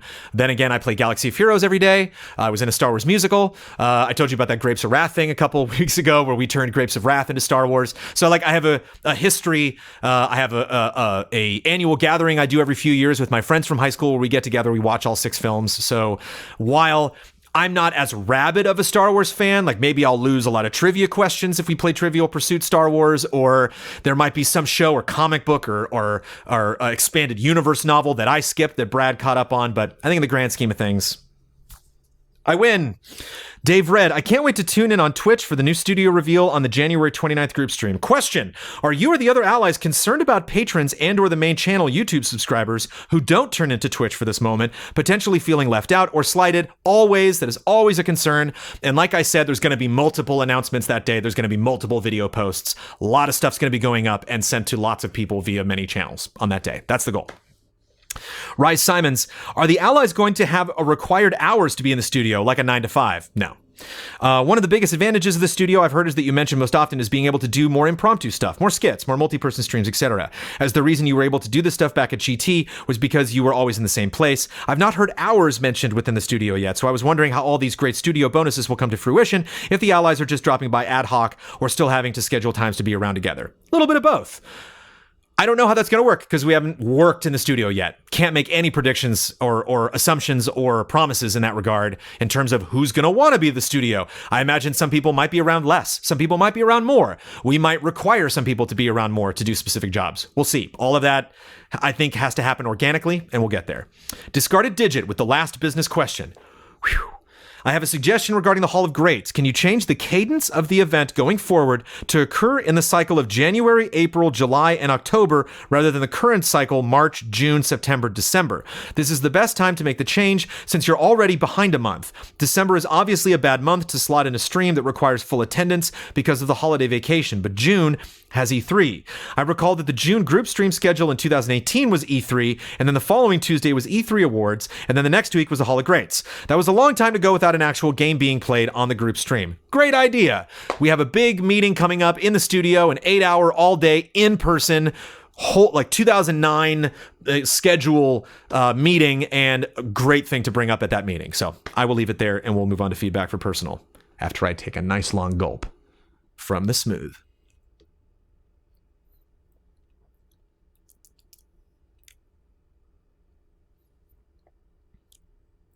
Did I say 2009, 2019? I do that.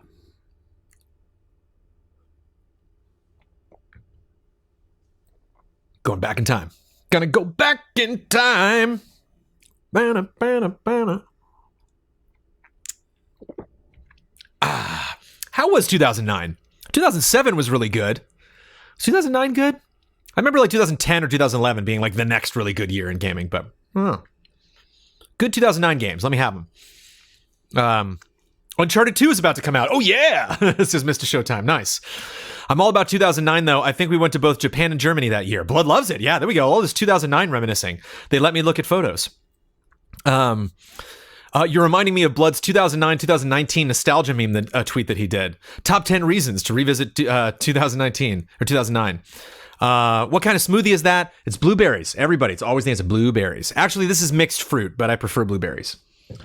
If I'm at Pavilions or Ralph's or Vaughn's and all they have is mixed fruit, I'm like, all right.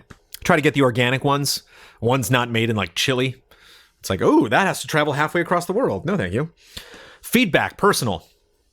Professor Metal Gear, with you turning 40 years old soon, in a matter of hours, where would you like to see yourself in 40 years? Alive. And I know that seems like an easy, jokey answer, but I'm telling you, I'd rather be around. We just lost the great, one of the GOATs, Carol Channing, at 97 years old, Carol Channing. So cheers to Carol Channing. If you're like, who? Just a gem of a wacky person, Carol Channing. Yeah, I hope I have that lifespan. I hope I just Betty White this lifetime. You know what I mean? How you can't do better than Betty White, I think, as far as relevance, as far as really having fun. I hope I still remember things. I hope I can still, operate my appendages. I hope that I'm in good health. And I hope, regardless of where I live or how many of my friends are still alive or what my job is, I hope I'm up and mobile and still kicking at 80. I really I know it sounds silly. I'm limited to that. And that, what you're talking about, we talked about quality of life earlier. Now that we're getting into personal stuff, that's really kind of the Zen state that I'm in right now. And I'm getting closer to thinking about the studio in a Zen way because so much is just, set in stone. We're ready. That set is built. We're doing construction on Monday. We are moving on Wednesday.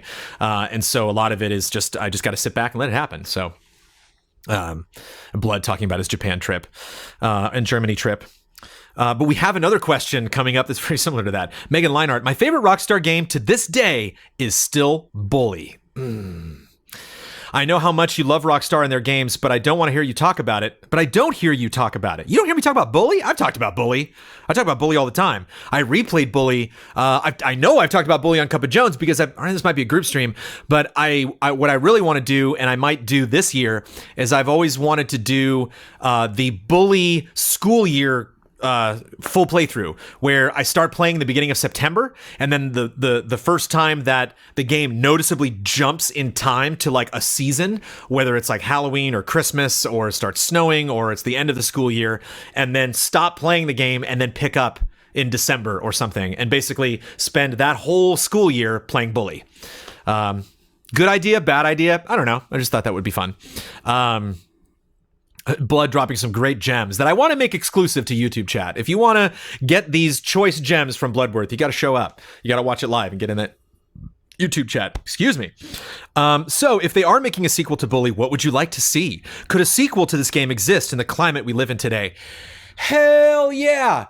I'll tell you what I want to see and what I really want to see. Megan, I was thinking about Bully the whole time I was playing Red Dead. Maybe not the whole time, but there was a point when I was playing Red Dead when I was like, oh man, I think the next game they're doing is Bully. Because if you look at Red Dead adding strangers, and then GTA 5 expanding on strangers, and then Red Dead 2 adding the camp, and then all these random people popping up on the trail that ask you for help, you can see, regardless of what franchise that they're working with, this evolution of how they treat NPCs in Rockstar games. Like they are elaborating on making a permanence there. That means the world to me in open world games. It's like the most important thing.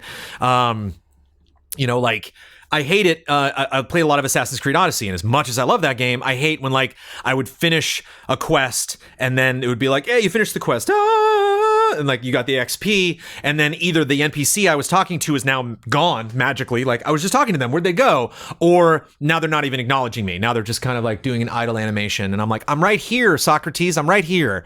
And I love that Red Dead, they look at you, they like NPCs are there, you save somebody and then they show up later, and like they're outside the general store. Hey, that's that guy that sucked blood out of my leg when I got bitten by a viper. And that to me, when I look at all of the Rockstar properties, seems to segue the most excitingly into Bully. Imagine the camp in Red Dead as Bully, as the whole thing. So what was exciting about Bully, I think one of my greatest takeaways, other than the style of that game, just the fact that you were in school, how they handled school and the benefits you got from going to class, how the different classes were either word jumbles or Guitar Hero-esque mini games like QuickTime events and the like. I thought that was really clever.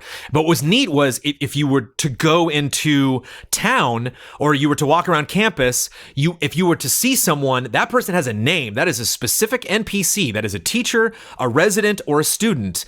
And there's no just like random NPC. Like everyone is accounted for. And so if you were to see like, oh, the brunette, it's like, oh, that's I know you. We go to school together. And so it's neat like going, riding my bike into town and going into shops or doing quests. And I'd see people and be like, oh, do you live here? Or oh, they're just like out and about. And it'd be neat to really expand on that and really create, in a Shenmue way, have these people have routines, have them wake up and go to class, leave their specific dorm room bed and go to class, and then go out to get, dinner somewhere, or like that you can just track people wherever they go, and someone is always accounted for in real time. Because even in Bully back in the PS2 Xbox era, I would be on campus and then ride my bike real fast into town, and someone would just be walking down the sidewalk that I had just seen 30 seconds earlier on campus. And it's like, there's no way that you could have made the trip that quickly, when I'm riding my bike, directly from point A to point B. And so if the game engine was as elaborate and the system was as deep as to account for all of that, where even when you're not anywhere near a part of town, we're still figuring out what's going on in that town. So if you walk into a diner, if you walk into a club, because they really separated like the greasers, if you will, the punks, the gang members, in like a Grease kind of way, versus the jocks, versus the nerds, versus all your typical cliques that happen in school, if those are all accounted for. So like, we're not just going to suddenly sprinkle this area with NPCs the moment you get into it. If there's like fun events, because like you go into the camp in Red Dead and it's like, hey, we just rescued that guy, he's now in camp, free beers, everybody, we're all celebrating that person being back, and you would all sit around and woohoo, we're all partying. If you had those moments, every one of the NPCs that is involved in that is vacant from the rest of the map. If you go to their apartment, it's locked, the lights off, because they're here now. And because I saw the again, to talk about Red Dead, the one of the major, profound, incredible advancements with Red Dead was the accountability for where people were. The fact that someone had to stand guard at the camp and you would see them walk up to camp. They would even talk. There was one time I was like, oh my God, where I was leaving camp and Charles was on the way to the guard post, was on the way to his position where they would, if you walk into camp, they'd be like, hey, who is that? And you're like, oh, it's me, Bill. Shut up. I'm coming back into camp. And I talked to Charles and I greeted him and he said, hey, what are you doing? And Charles said, I'm on my way to go patrol. So he didn't say I was patrolling. The game even knew that he was walking towards the spot where he would stop and patrol. Like, that's how crazy detailed that game is in terms of all of the script lines that they wrote for whatever condition you would find these NPCs with. So the idea of not just limiting that to the 20 or so people that are in the camp, but possibly 50, 60, 70, 80 people that make up a small community surrounding this university. And if it's even a sequel to Bully, so maybe it's 10 years later and like, you're a different main character, but the kid from Bully, whose name completely escapes me now, or maybe some students are now teachers or faculty or work in the town. I would love that so much. I'd be so excited. I really want. I would much rather have a Bully announcement than a Grand Theft Auto 6 announcement. 100%. Hopefully that was a extensive enough answer for you, Megan. Man, Megan's talking about the Dreams beta that's going on right now that I still have not been accepted to. Megan's talking about Bully. Megan's making me so excited about games that I cannot play. Jalen Brooks, what's your favorite clothing items in games? Clothing items. I'm probably big on chest pieces, like vests and stuff. Speaking of Red Dead, I think I really loved, I loved picking a careful vest because it was nice, adding that extra little bit of color between the jacket and the shirt. Vests are not something that you can change a lot, in Fortnite, which I own a lot of different characters and costumes in. That's really just kind of one-stop shop. You just swap the whole thing. But when you can change articles of clothing, I like a good vest. Spencer Harding, I have a Star Wars hypothetical. Here we go. Solo has been labeled a heist movie, which I agree with to an extent. I just saw it again the other day because it's on Netflix. It nails several things throughout the film, while the majority of it felt wrong. I believe the main culprits are these three things. Number one, pacing. Number two, pacing. Number three, pacing. Pacing is what generally kills movies for me. I can deal with bad writing, cinematography, direction, etc. Can you? Oof, I can't. But pacing ruins everything. Tone for me is the number one thing. Not to bring a random movie into it, but I just saw Vice. Bah. The Christian Bale, Dick Cheney movie. The tone in that movie is all over the place. And it's just, I get tired. I just got exhausted after 40 minutes of Vice. I was like, where are we going with this weird movie? And like, the performances were so good, but just wasn't the pace. It was just like, tone is my number one. Number one, tone. Number two, tone. Number three, tone. I believe wholeheartedly that if Solo had been placed like Ocean's 11, the Clooney version, or The Italian Job, the Wahlberg version, it would have actually been at minimum considered good. Between the two heists happening, the final showdown, the unfortunately awkward Lando introduction, and so much more, there are better examples of pacing than the two aforementioned films. Thoughts, comments, suggestions, criticisms? Yeah, I can. We talked about Solo a little bit. I think Solo tried too hard to be. To reference everything. Like, there's so many great references in that game. The big space monster sequence was like, no, we could have done without Space Monster. I love heist movies. Sneakers is my favorite heist film, but I love what's the Robert Redford? The Con? What is that? The Heist? The Great Heist? What is that movie? The classic Robert Redford. The Swindle? Damn it, I'm tired. What is that movie called? It's like one of the classics. Somebody will help me. Yeah, I think Solo had a script problem. Solo had a advertising problem. It was hard to Disney. Really wanted to be like, it's Han Solo. What? That was kind of the whole idea. It was like, Chewie's in it. What? Like, okay, nobody. The Sting, baby. The Sting. The Sting is so good. But yeah, Ocean's 11, all those Ocean's 11 films I love. The first one I think is the best, but the ending of Ocean's 11 2 is just calm down. I don't really care about all of this. I don't really care about these characters. Calm down. I think Solo just tried to make everybody too happy. I think it tried to cram in all of this stuff happened right now. This is the only time Han and Lando ever hung out. It's like, what? Come on. Like, you get the vibe in Empire. They've gone through a lot together. And so I didn't like this vibe of like, all those things you love about Han, they all happen in the space of 8 days. And like, it's a little silly.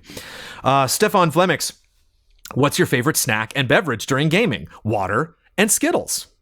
G-Man, sir, what are your thoughts on the Yoshi's Crafted World story trailer? It was interesting. So, for those of you that don't know, in Yoshi's Crafted World, there's a thing called the Sundream Stone, and it's in the place where Yoshi lives. And then Baby Bowser and Kamek come by. Kamek's the ghost guy on the broom. He shuttles Baby Bowser into the Yoshi world, and they attempt to steal the Sundream Stone.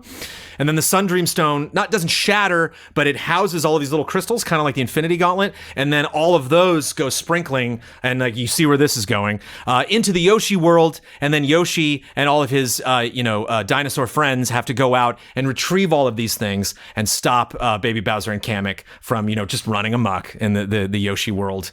I think the trailer did a good job of illustrating the story, but it's one of those trailers that's tough. It's kind of like we were talking about in the group stream the other day. The Onimusha 3 Demon Siege opening intro is really great, but it really just is the opening intro. And so it's hard for some story trailers, to assign it value. It's like World of Light's really great, but they were going to make that anyway. They just like, now here's the opening intro. And so I got that vibe from the story trailer that it's just like, and now here's what happens when you boot up this game on Switch. This plays. And so it's exciting to see it for the first time. But as far as like trailer construction, not that hard because you're going to make it anyway. But curious to see how that story develops. DBZ Donovan. In the most recent episode of the podcast, one of the topics of discussion was Rurouni Kenshin's inclusion in Jump Force, despite the creator being caught with child pornography. Dun, dun, dun. Shouldn't have done that.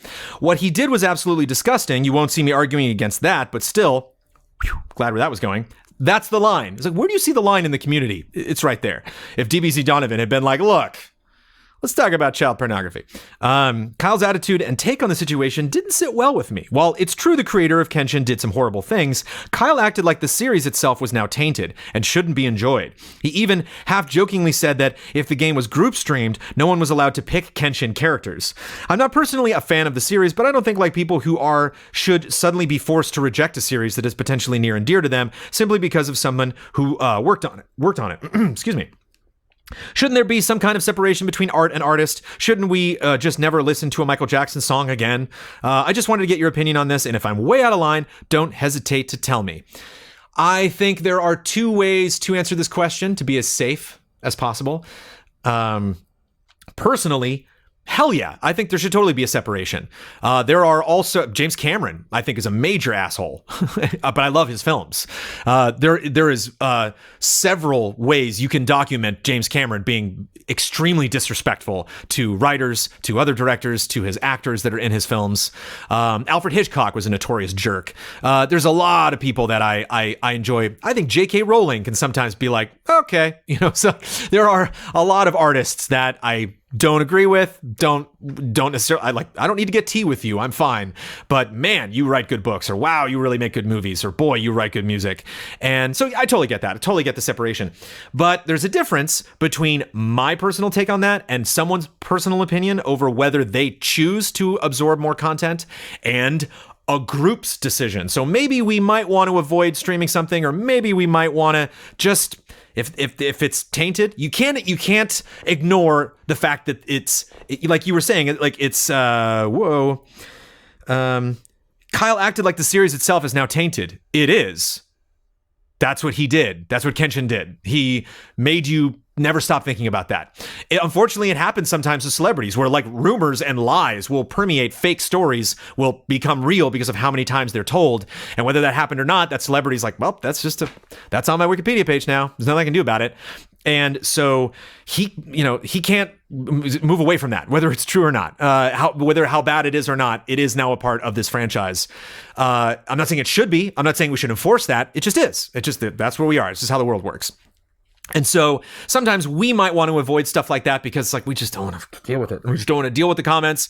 We just don't want to deal with the fallout or potentially upsetting people. It's just not worth it. It gets back into earlier questions where people are like, how happy are the allies? We stay happy when we focus on things we want to focus on. That not only means things that we believe in, projects that we do want to showcase, that do support things. We talked a lot about Celeste and the missing during our GOTY deliberation streams for those reasons, because we think they are important games that you can check out that might have flown under your radar. And under the same token, there might be something that we don't focus on as much because we just don't want backlash, don't want to get into that conversation because we can't control what people think about how we work on things. And some people might view us focusing on something as us accepting the issues that then come with it. But it's sticky. It's editorial worthy. There's more time I could spend answering that. Apologies if that's uncomfortably brief. The Champ. What level are you in Red Dead Online? 26, I think. I personally hate Red Dead Online because of the progression system. I have money and gold to buy new weapons. I go to the store and weapon unlocks at level 65. Are you effing kidding me? I'm only level 12 and other players have a competitive advantage because they played for longer. Is frustrating. I hear you. The Champ, if you are interested in continuing this conversation in later episodes, because I don't have a problem with how it's structured, I'm not, it is frustrating. Not getting something because you're not that level is frustrating in any game, whether it's single player or multiplayer or whatever. There's got to be something you're moving towards. There's got to be a goal. It sucks not to be there yet. I disagree a little bit because you can get a better shotgun than the one you start Red Dead Redemption 2 with or Red Dead Online with. But if I'm playing like Capture the Flag, or not Capture the Flag, but like Conquest, basically, ABC, you got to capture the zones. If I'm playing that and I am backed up against the doorway and you come into the room and I point a shotgun at your head and fire, it doesn't matter how good your shotgun is, you're dead. Like, I got you. So while you can get better weapons, you can get scopes, you can improve your weapons a little bit to do more damage if you don't get, a critical hit. But at the same time, even if you have the base weapons in that game, I remember when I started Red Dead Online, I would get schooled by people and I'd be like, I bet they have a really good weapon. And they'll tell you what weapon they killed you with. And I'll see the weapon and be like, oh, no, I just suck at this game. So I'm not saying you suck at the game, Champ, but I think that there is a representation of skill in that game, regardless of what level you are. Same thing in GT Online after so many years. One of the things that frustrates me is I'm in like the 70s, I think, in GT Online. I think I'm like 78. I'm dying to get to 100 and 120 because you unlock really cool rocket launchers at those levels. And some people in Deathmatch just come in with rocket launchers and it sucks. But what I would love to hear, actually, if we can continue this conversation in the future, Champ, what's your idea of how it should work? Because that's one of the things, I love Red Dead so much, I want to move this conversation to the next stage. How do we make it better? What system would you put in place to incentivize people to get higher in level, but not restrict them from having access to things that are possibly important or that, based on your comment, you deem extremely important to having fun in the game? Christopher Peterson, have you ever been sued? No. Either at Game Trailers, Easy Allies, or just as Brandon Jones? What was it for and how did it get resolved? No, I don't know if it would be prudent to tell you that I did, but no, never got sued. Did get lots of cease and desists back at Game Trailers, and those were great. I still have one, and I might frame it because it's so funny. If once we move all of this stuff out of the studio and set up our art in the new space. And it's from Square Enix, and it was from the Final Fantasy Retro, because I put up a trailer for the Retro on YouTube, and I used footage from Final Fantasy Unlimited, which is a anime series based on 5, I think, Final Fantasy 5, and I showed footage from Final Fantasy Spirits Within, and I showed footage from Final Fantasy Advent Children. All of those things that I just mentioned made up about 6 seconds of the edit, but we still got flagged, and Square Enix still was like, excuse me, take that video down immediately. So if you watch the Final Fantasy Retro, whenever I talk about those projects, I just took stills from those videos and I didn't show anything, just did a little like Ken Burns effect on stills from those things. Currently at 199,536 subscribers on YouTube, everybody. So yay. And we got a great cease and desist from Square, and I was just so proud of that. And we got that immediately, like that day. And so I was like, they're watching us, yeah. Like I was happy to get that. It sucked because I love that trailer. It's one of my favorite things actually ever that I've cut. I think I did a really good job with that, but James Kennedy, if I remember correctly, we share a mutual love of Cyclops. Pew, pew. The X-Men character, not the mythological monster. However, I question if we have ever really gotten a great game that had him as the lead. Your mileage may vary depending on your appreciation for the X-Men Legends games. In my opinion, we'll get to James' comment in a second. The best Cyclops games out there in terms of X-Men are X-Men Legends 2 and Marvel vs. Capcom 2. Those are my favorite Cyclops games. I think Cyclops just gets some awesome abilities. Also, he's fun in X-Men Next Dimension, which was a GameCube, PS2, Xbox era fighting game. He had some fun abilities in that. But I think Marvel vs. Capcom 2 is the one where he has like a finishing move or some kind of big blast that literally takes up the entire screen. He just, because Marvel vs. Capcom 2 is the one that really looks like a comic book. And oh yeah, really great.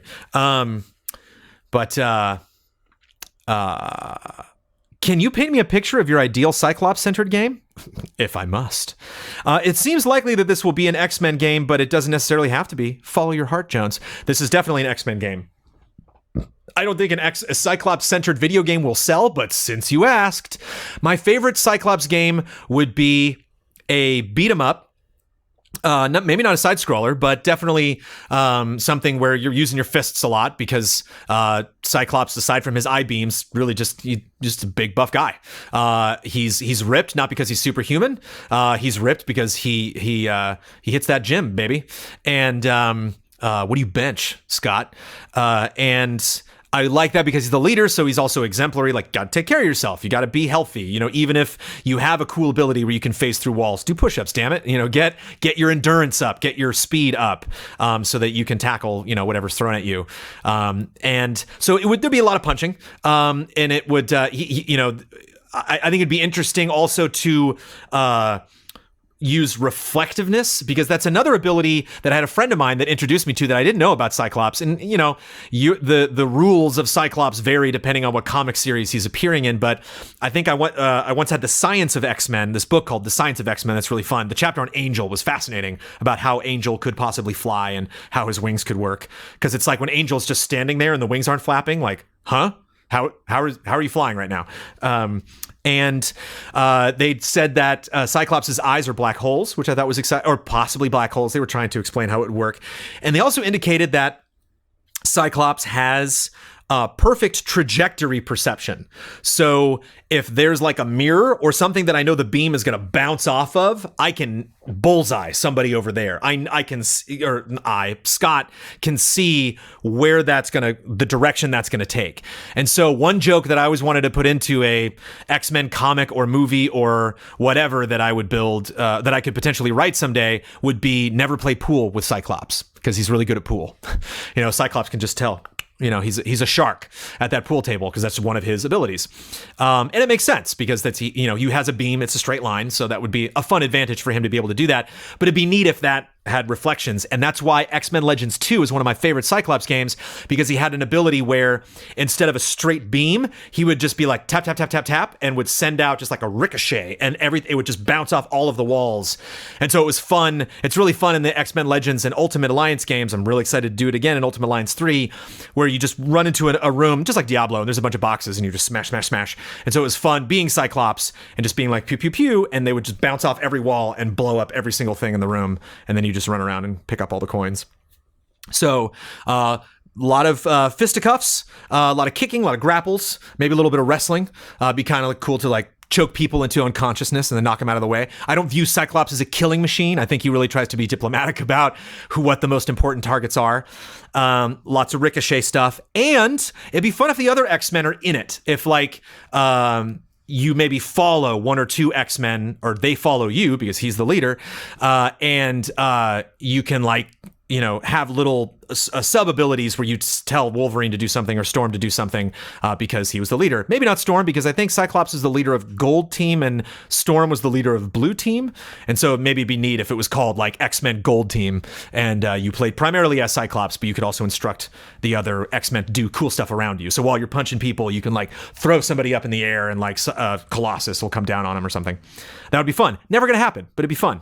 I don't even think Cyclops is going to be in Ultimate Alliance 3, so sorry, Cyclops.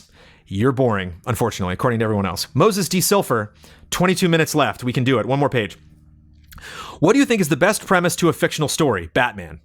For me, it's high schooler finds a notebook. If he writes a person's name in it, they die, aka Death Note. Simple and immediately compelling. There's more to Death Note than that, but just hearing this that little bit got me in. Though the premise I actually find coolest is guy finds out he's the son of Satan, becomes an exorcist in order to find and kill Satan. Also, he fights with blue flames and a katana, which is exactly how my friend introduced the manga Blue Exorcist to me. So obviously an anime preference to the question, but to take it out of anime, I really love Memento. I really think that's a brilliant film. And I remember seeing that movie for the first time and being like, damn. That and Blair Witch Project. I was like, damn. That's a great way to make a fascinating sci-fi movie on a very small budget. Damn. I'm pissed they had that idea and that I didn't. Damn. Rammer. How do you see yourself in the next 10 years? Could be anything ranging from your business with Easy Allies and personal growth. In 40 years, I would like to be alive, as I've stated previously. And in 10 years, I would like to be working in film or television. That doesn't mean I want to step away from Easy Allies. I want to be making movies and television shows as Easy Allies. And even if that television show isn't on like Netflix or Fox or whatever, even if it's just on our YouTube channel, I want to move forward with narrative content. I want to write scripts, cast people, create characters, and write stories for them. Keon Jerome, seen any good shows lately? The Great British Baking Show is my most recent addiction. It's on Netflix right now. I'm going backwards. Amanda started with the latest season, and then about halfway through her watching that season, I started to get into it, and then we're now going back. I think maybe it might be season 7, and I think we're on season 5 right now, so we're going backwards in time. Finally, two more. Jeffrey White, what are your thoughts about Schreier's new article figuring out what the heck EA is doing with Star Wars? Apparently, some higher-ups at EA did not like the 10-year exclusivity deal that was completed under old leadership, Gibeau and Riccatello, which may explain this. Also, you should know, Riccatello's at... Isn't Riccatello at... Who's the guy? Yes, okay. I thought Riccatello was at Activision, sorry. Kotick is Activision, I think. Blood will correct me. Which may explain this. Also, you should know that there is a new Star Wars film trilogy, non-episodic, and a film series from the Game of Thrones creators that's coming in the 2020s. Yeah, we'll hear more about them in the 2020s, but those movies aren't going to be done anytime soon. There's not much. Oh, we also got the Mandalorians from Favreau and Resistance, the new animated show. And I'm sure tons of more stuff coming. There's not much info about them, but it is officially confirmed in the creators of those properties by Lucasfilm, and it is from Disney shareholders meetings. Lots of Star Wars directions we could go here, but what do I think about the new article? I mentioned this on the podcast. You can get more of a deep dive from me and the other allies on not the last podcast, but the one before it, I think. I am dead to Star Wars video games. I'm done. Not only are my expectations low for the Respawn game, they're non-existent. They just don't, I have no investment in it. I enjoy playing Galaxy of Heroes. I'm excited to absorb some more lore. I'm looking forward to episode 9. I'm a little more excited for Avengers Endgame than episode 9 this year. Because having expectations about episode 8 was part of the problem why I didn't like it. Because I was like, oh, I thought Snoke was going to be something. Sorry. I'm not going to take one of those arguments that like it should have been something, but it was weird that it wasn't. It was like, oh, it was a joke. Okay. Like, what if Jabba was a squirrel? You know what I mean? What if Jabba was like, hey, what's up, Han Solo? And you're like, whoa. Oh, okay, Star Wars. And like Lawrence Kasdan and George Lucas are like, what? What did you want? What did you want Jabba to be? Did you want Jabba to be cool or something? And you're like, I don't know. Han Solo seemed kind of scared of him. I figured, yeah, they do something. And just like, well, he's a squirrel. Like, oh, sure, it's okay. It's like, yeah, I kind of thought, I don't know. I saw episode 7 like 6 or 7 times, and I thought I thought I was going somewhere, but I'm sorry. I'm not being critical. If you liked episode 8, yeah, that's great. I wish I was you. I wish I liked it, but I had a lot of issues. So I'm just trying to just kind of like find a neutral, comfortable place to be with Star Wars and just kind of water under the bridge. Just Battlefront 2 didn't have problems. Amy Hennig's game / Visceral didn't get canceled. Everything, they're working on some game now that we're not going to hear about for another 3 years. Okay, we'll find out about it later. So I'm not mad because I'm not mad. And the reason for that is not because I don't care about it, but because I have no more tears to cry. I can't go any lower, man.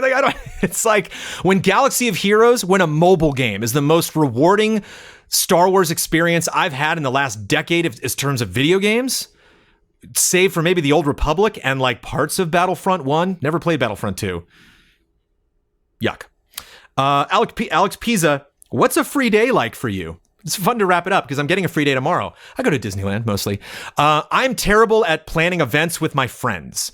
And so a lot of times when I get a free day, it's because I'm doing something with a friend. That I have a friend that I haven't seen in a long while, and we'll make plans. Amanda will make plans for me. We'll schedule something and then we'll go do it because friend's having a birthday, or I'm having a birthday like tomorrow, or something fun comes up. I'm in a book club with a bunch of people that we read nerdy books, and one of the main reasons I want to stay committed to that book club is because it's a reason that I know I can meet up with my friends every 2 or 3 months and we can talk about fun stuff. That's guaranteed. I may or may not read the book all the time. Most of the times I don't. But if I get any sort of free time, I had an hour of free time yesterday before I stayed up very late, doing Cup of Jones and actually filling out some USC stuff for the to meet a deadline for the meet and greet for the concert, and just all sorts of busy work. I was cutting that Mortal Kombat thing yesterday. I did 2 reviews in the last couple of days, so I've had a very productive weekend, or week. But when I get free time, if Amanda's leaving, if she's like, hey, I'm going to be gone for the day, do you have anything to do? And I'm like, I don't. Video games, video games, video games, video games, video games. If I ever were to possibly get past the amount of video games that I want to play for your sake, to talk to you, and I'm playing them because they're fun also, but for the purpose of having games to talk about on Frame Trap, having relevant arguments or supportive statements to make on GOTYs, having stuff I can possibly stream, or just general opinions about this business, that's the primary reason I play games. Very rare. Even I played a little bit of Fortnite over the break, but it was to get caught up on Fortnite so that we could talk about Fortnite at the end of the year, and I could tell everybody, here's where Fortnite's at. Here's where it was at the beginning of the year. Here's where I'm at emotionally with this. It's always games, baby. Games are just the best. I don't know if that'll change at some point in my life. I don't know if some point I'll be like, I'm in my 50s now, and I don't, games are okay. I'll play 1 or 2 a year, but there's always 10 games I'm not playing. There's always stuff on my backlog. I surprised Ben for the 500th time with the simple fact that I've told him before that I've never played Mass Effect. I played Mass Effect 1 for a couple hours, just enough time to tell Seth Green to shut up. And I was like, that was fun. And I never went back to it. Not because it wasn't good, just because a lot of games. So any free time and games. And then anytime it's usually because a friend is like, let's go get drinks. And I'm like, I'd rather be playing games, but fine. And that's something I'd like to fix about me. I'm just awful when it comes to making time for friends. Whenever I go to big gaming events or whenever I see friends, it's always like, man, we have a big summer party every year. And there's a lot of friends that I see there that I've memorized that expression from them where it's just like, you never call, you never write. I'm like, well, you don't either. And they're like, I know. I'm like, we're both just busy. Cause I tend to gravitate toward those people that are, very driven, are very passionate about their careers, very creative about how their careers go, are hopefully pioneers or really exciting people to follow in their chosen industries. And, we don't have time for each other because we're focused on our careers. So hopefully that'll change in the future, but that and sleep. Love to get sleep. Anytime, when you think about free days, one free days that are leaving now is when people shoot stuff in the garage and I'm like, oh, it's a tabletop day? 5-hour nap for Brandon. Sometimes I'll go inside and take a little day nap to get ready for, we're cutting the podcast late at night and stuff. There we go. Takeaways.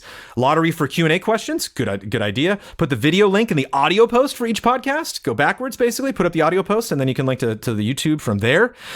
And possibly considering for GOTYs next year having a games I regret not playing in 20XX or 2020, or 2019, because it'll be 2020 next year. There we go. One last smoothie sip before we wrap things up.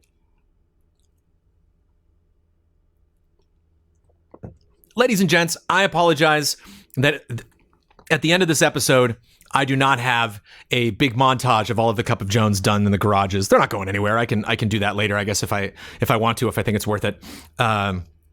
There's so many videos I want to cut that I don't have time to cut. But Smooth Jones. Hey, God, there's a lot I want to say. I mean, thank you more than anything, for making this happen.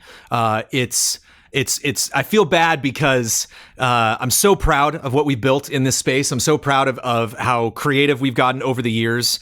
It's funny. There's gonna be a lot of things I imagine when we move into the studio. A lot of questions from people who are like, "This changed. Why?" It's like, because it sucked before. Like, I know you got used to the way that is, but that wasn't done because we thought it was the best way to do it. It was done because the camera is in it. The place it's in right now. You see how it's like slightly elevated? I'm kind of looking up. It's terrible. Like, it should be there. I should be looking right there. And the TV should be lower. It's not lower because the TV is sitting on my TV stand because it's my TV stand. And it's the TV stand we've been using because we're in my garage. And so the fact that we can buy new furniture and bring the TV a little bit lower so we're all looking down, that we can move the chat monitor from over there to right next to the TV, that we have so much more space to work with. But you bet I still got a ton of pride in looking at this space and what we were able to do, and the fact that you tolerated it. I will never forget the fear before we started Easy Allies of, man, they're going to take one look at that garage and be like, you got to be kidding me. Like, we can't. I'll support you guys and I'll listen to these podcasts, but I'm not going to watch this junk because it looks terrible. Like, it's just a wall with stuff on it and it's this weird brown color and it's like skin tone. It looks like you guys are like vanishing into the background. There's just a lot of things that I thought that, these weren't opinions that weren't held by, some people in our community, but the amount of support that we got, and which I could not have predicted, the love for this space. I know there's a lot of people that are dreading next week or the week after because they don't want change. Like, I love that garage. I don't want it to go away. And it won't go away in terms of Cup of Jones. I'm just going to be right over there. The camera's going to be pointed over there. We're still going to, we'll still be in this space. I will still try to make it cozy. Sophie will still be on streams. So hopefully not too much is going to change from what is most important to you at Easy Allies. But it's interesting that, like, now that the studio is really coming into focus, every time I come back here and look around, it's like the Falcon. Like, what a hunk of junk. Like, I can't believe we got as far as we did just in this space. And I want you to know that a lot of the stuff that we're doing in the studio is our concept, our pitch for what the future of Easy Allies could be like. But we're still open to criticism. We're still open to changes, how we can evolve, how we can take advantage of the pluses and minuses that this new space, all the new spaces, the office spaces, the desk space, the library, the streaming room, how all of that can evolve and change in the future. But cheers to all of you. I know I've said this before. Look what we did. This is so crazy that we did this, that we got this space. Wait till you see it. Wait till you just walk around and just see. We had a friend, Jessica Linverdi. She came by the studio and she was so adorable because Ian and I were in the control room, and she came into the control room and she was like, "This is nice." And we were like, "Oh yeah, this is going to be the control room." And she's like, "Oh, do you have any of the other rooms?" And we're like, "We have all of them. We're this floor." And just like, her eyes blew up like, "You're kidding me." And we're like, "No, look at this. Look at this huge space." And so it's so crazy, and it's going to be so different. But and I know that I don't want to. I want this to be a victory for you as well as us, but much more so for you, because your financial support was what made this happen. Your belief in us is what made this happen. Your persistence in staying with us through thick and thin, through ups and downs, through questions and answers, and uncertainty and mysteries, and when the hell are you doing retros, and why is Game Sleuth taking so long, and all of the reasons that you've tolerated us, told your friends about us, brought in new people, brought in new eyes, the way that you've moderated chat on Twitch, even if you aren't an official moderator, the ways that you've criticized us in ways that are necessary and productive and honest, and you kept us honest in that regard, and just watching us and just hanging out and just making us feel relevant and giving us, some modicum of power in this industry. And The fact that the game of the year's director can sit down with us and knows us, the fact that we're starting to again achieve the same kind of relevance we had at Game Trailers here at Easy Allies, the fact that I'm pretty much past the point where I have to introduce myself and say I'm editor-in-chief and manager of Easy Allies. We used to be Game Trailers. I don't say that anymore. I just say Easy Allies. That's who we are. And that is a success because of you. That exists because of you. The studio happened because of you. We maintained that level. We're at record patron numbers. We're at record income level, breaking records right and left. And it's going to be a very exciting time. Again, I'm sorry not to just break out balloons and do this in a big, exciting way. I'm glad Sophie's not here. Buttons isn't here. Amanda's not crashing this right now because I want this to be this last moment to really be here with you and me. I'm not reading chat because I'm just, there's lots of hearts and lots of love and warm feelings, but I promised myself I wouldn't cry, and I'm not. I'm too damn happy. I'm not sentimental because I'm not moving. I get to still live in this garage. Like I can't wait to get all this crap out of here. So I apologize if you're sentimental. I cannot wait. I'm so looking forward to next Wednesday. I'm gonna wake up bright and early like it's Christmas, and just come out here and just start throwing everything in boxes, documenting it all, of course, so you get one final glimpse of everything before it all goes away. But it's amazing. Really recognize that not only have you done something that, you've seen us hit goals, you've seen Kind of Funny hit goals, you know how Patreon works. You know that even though, we might have achieved, something that we didn't think was possible, we're always going to dangle that carrot. There's always going to be somewhere else that we can go. Some of those goals are represented on our Patreon right now. Some of that stuff you haven't heard of yet. Some of that stuff I've hinted on, but we haven't officially put in writing, in black and white, in concrete. And that stuff is coming. But this is just incredible. This is really an amazing moment for Easy Allies, an amazing moment in my life. I will not only be just busting with pride and love and respect and gratefulness over the next couple weeks, but pride in us, but really pride in you. This community is incredible. And if we can pull this off, then there's just no saying what we can do in the future. 10, 40 years from now, I think we can hit those goals. I really think anything is possible. And time to stop talking and start building. The dark zone begins right now. Again, we have our group stream next week. We have some streams, some fun stuff coming up this weekend. Again, if we're doing individual streams from everybody's apartments, nothing's going to change those because that tech is staying the same. It's really Cup of Jones that's going to be a little rocky for a couple weeks because I'm going to have to figure it out. But as of next Tuesday night, you're not going to see anything else other than Cup of Jones recorded in this space, possibly a spouse quest every now and then. But big changes coming up. If you have expressed patience before, hopefully you're not at your limit because the greatest test of all is coming.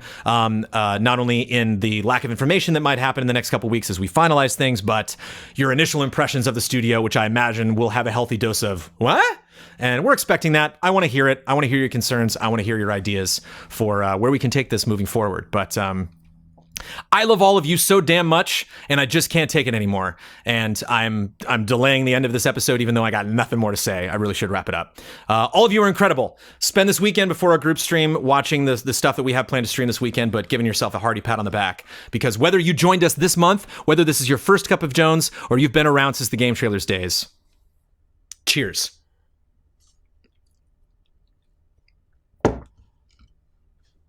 Bye, Garage!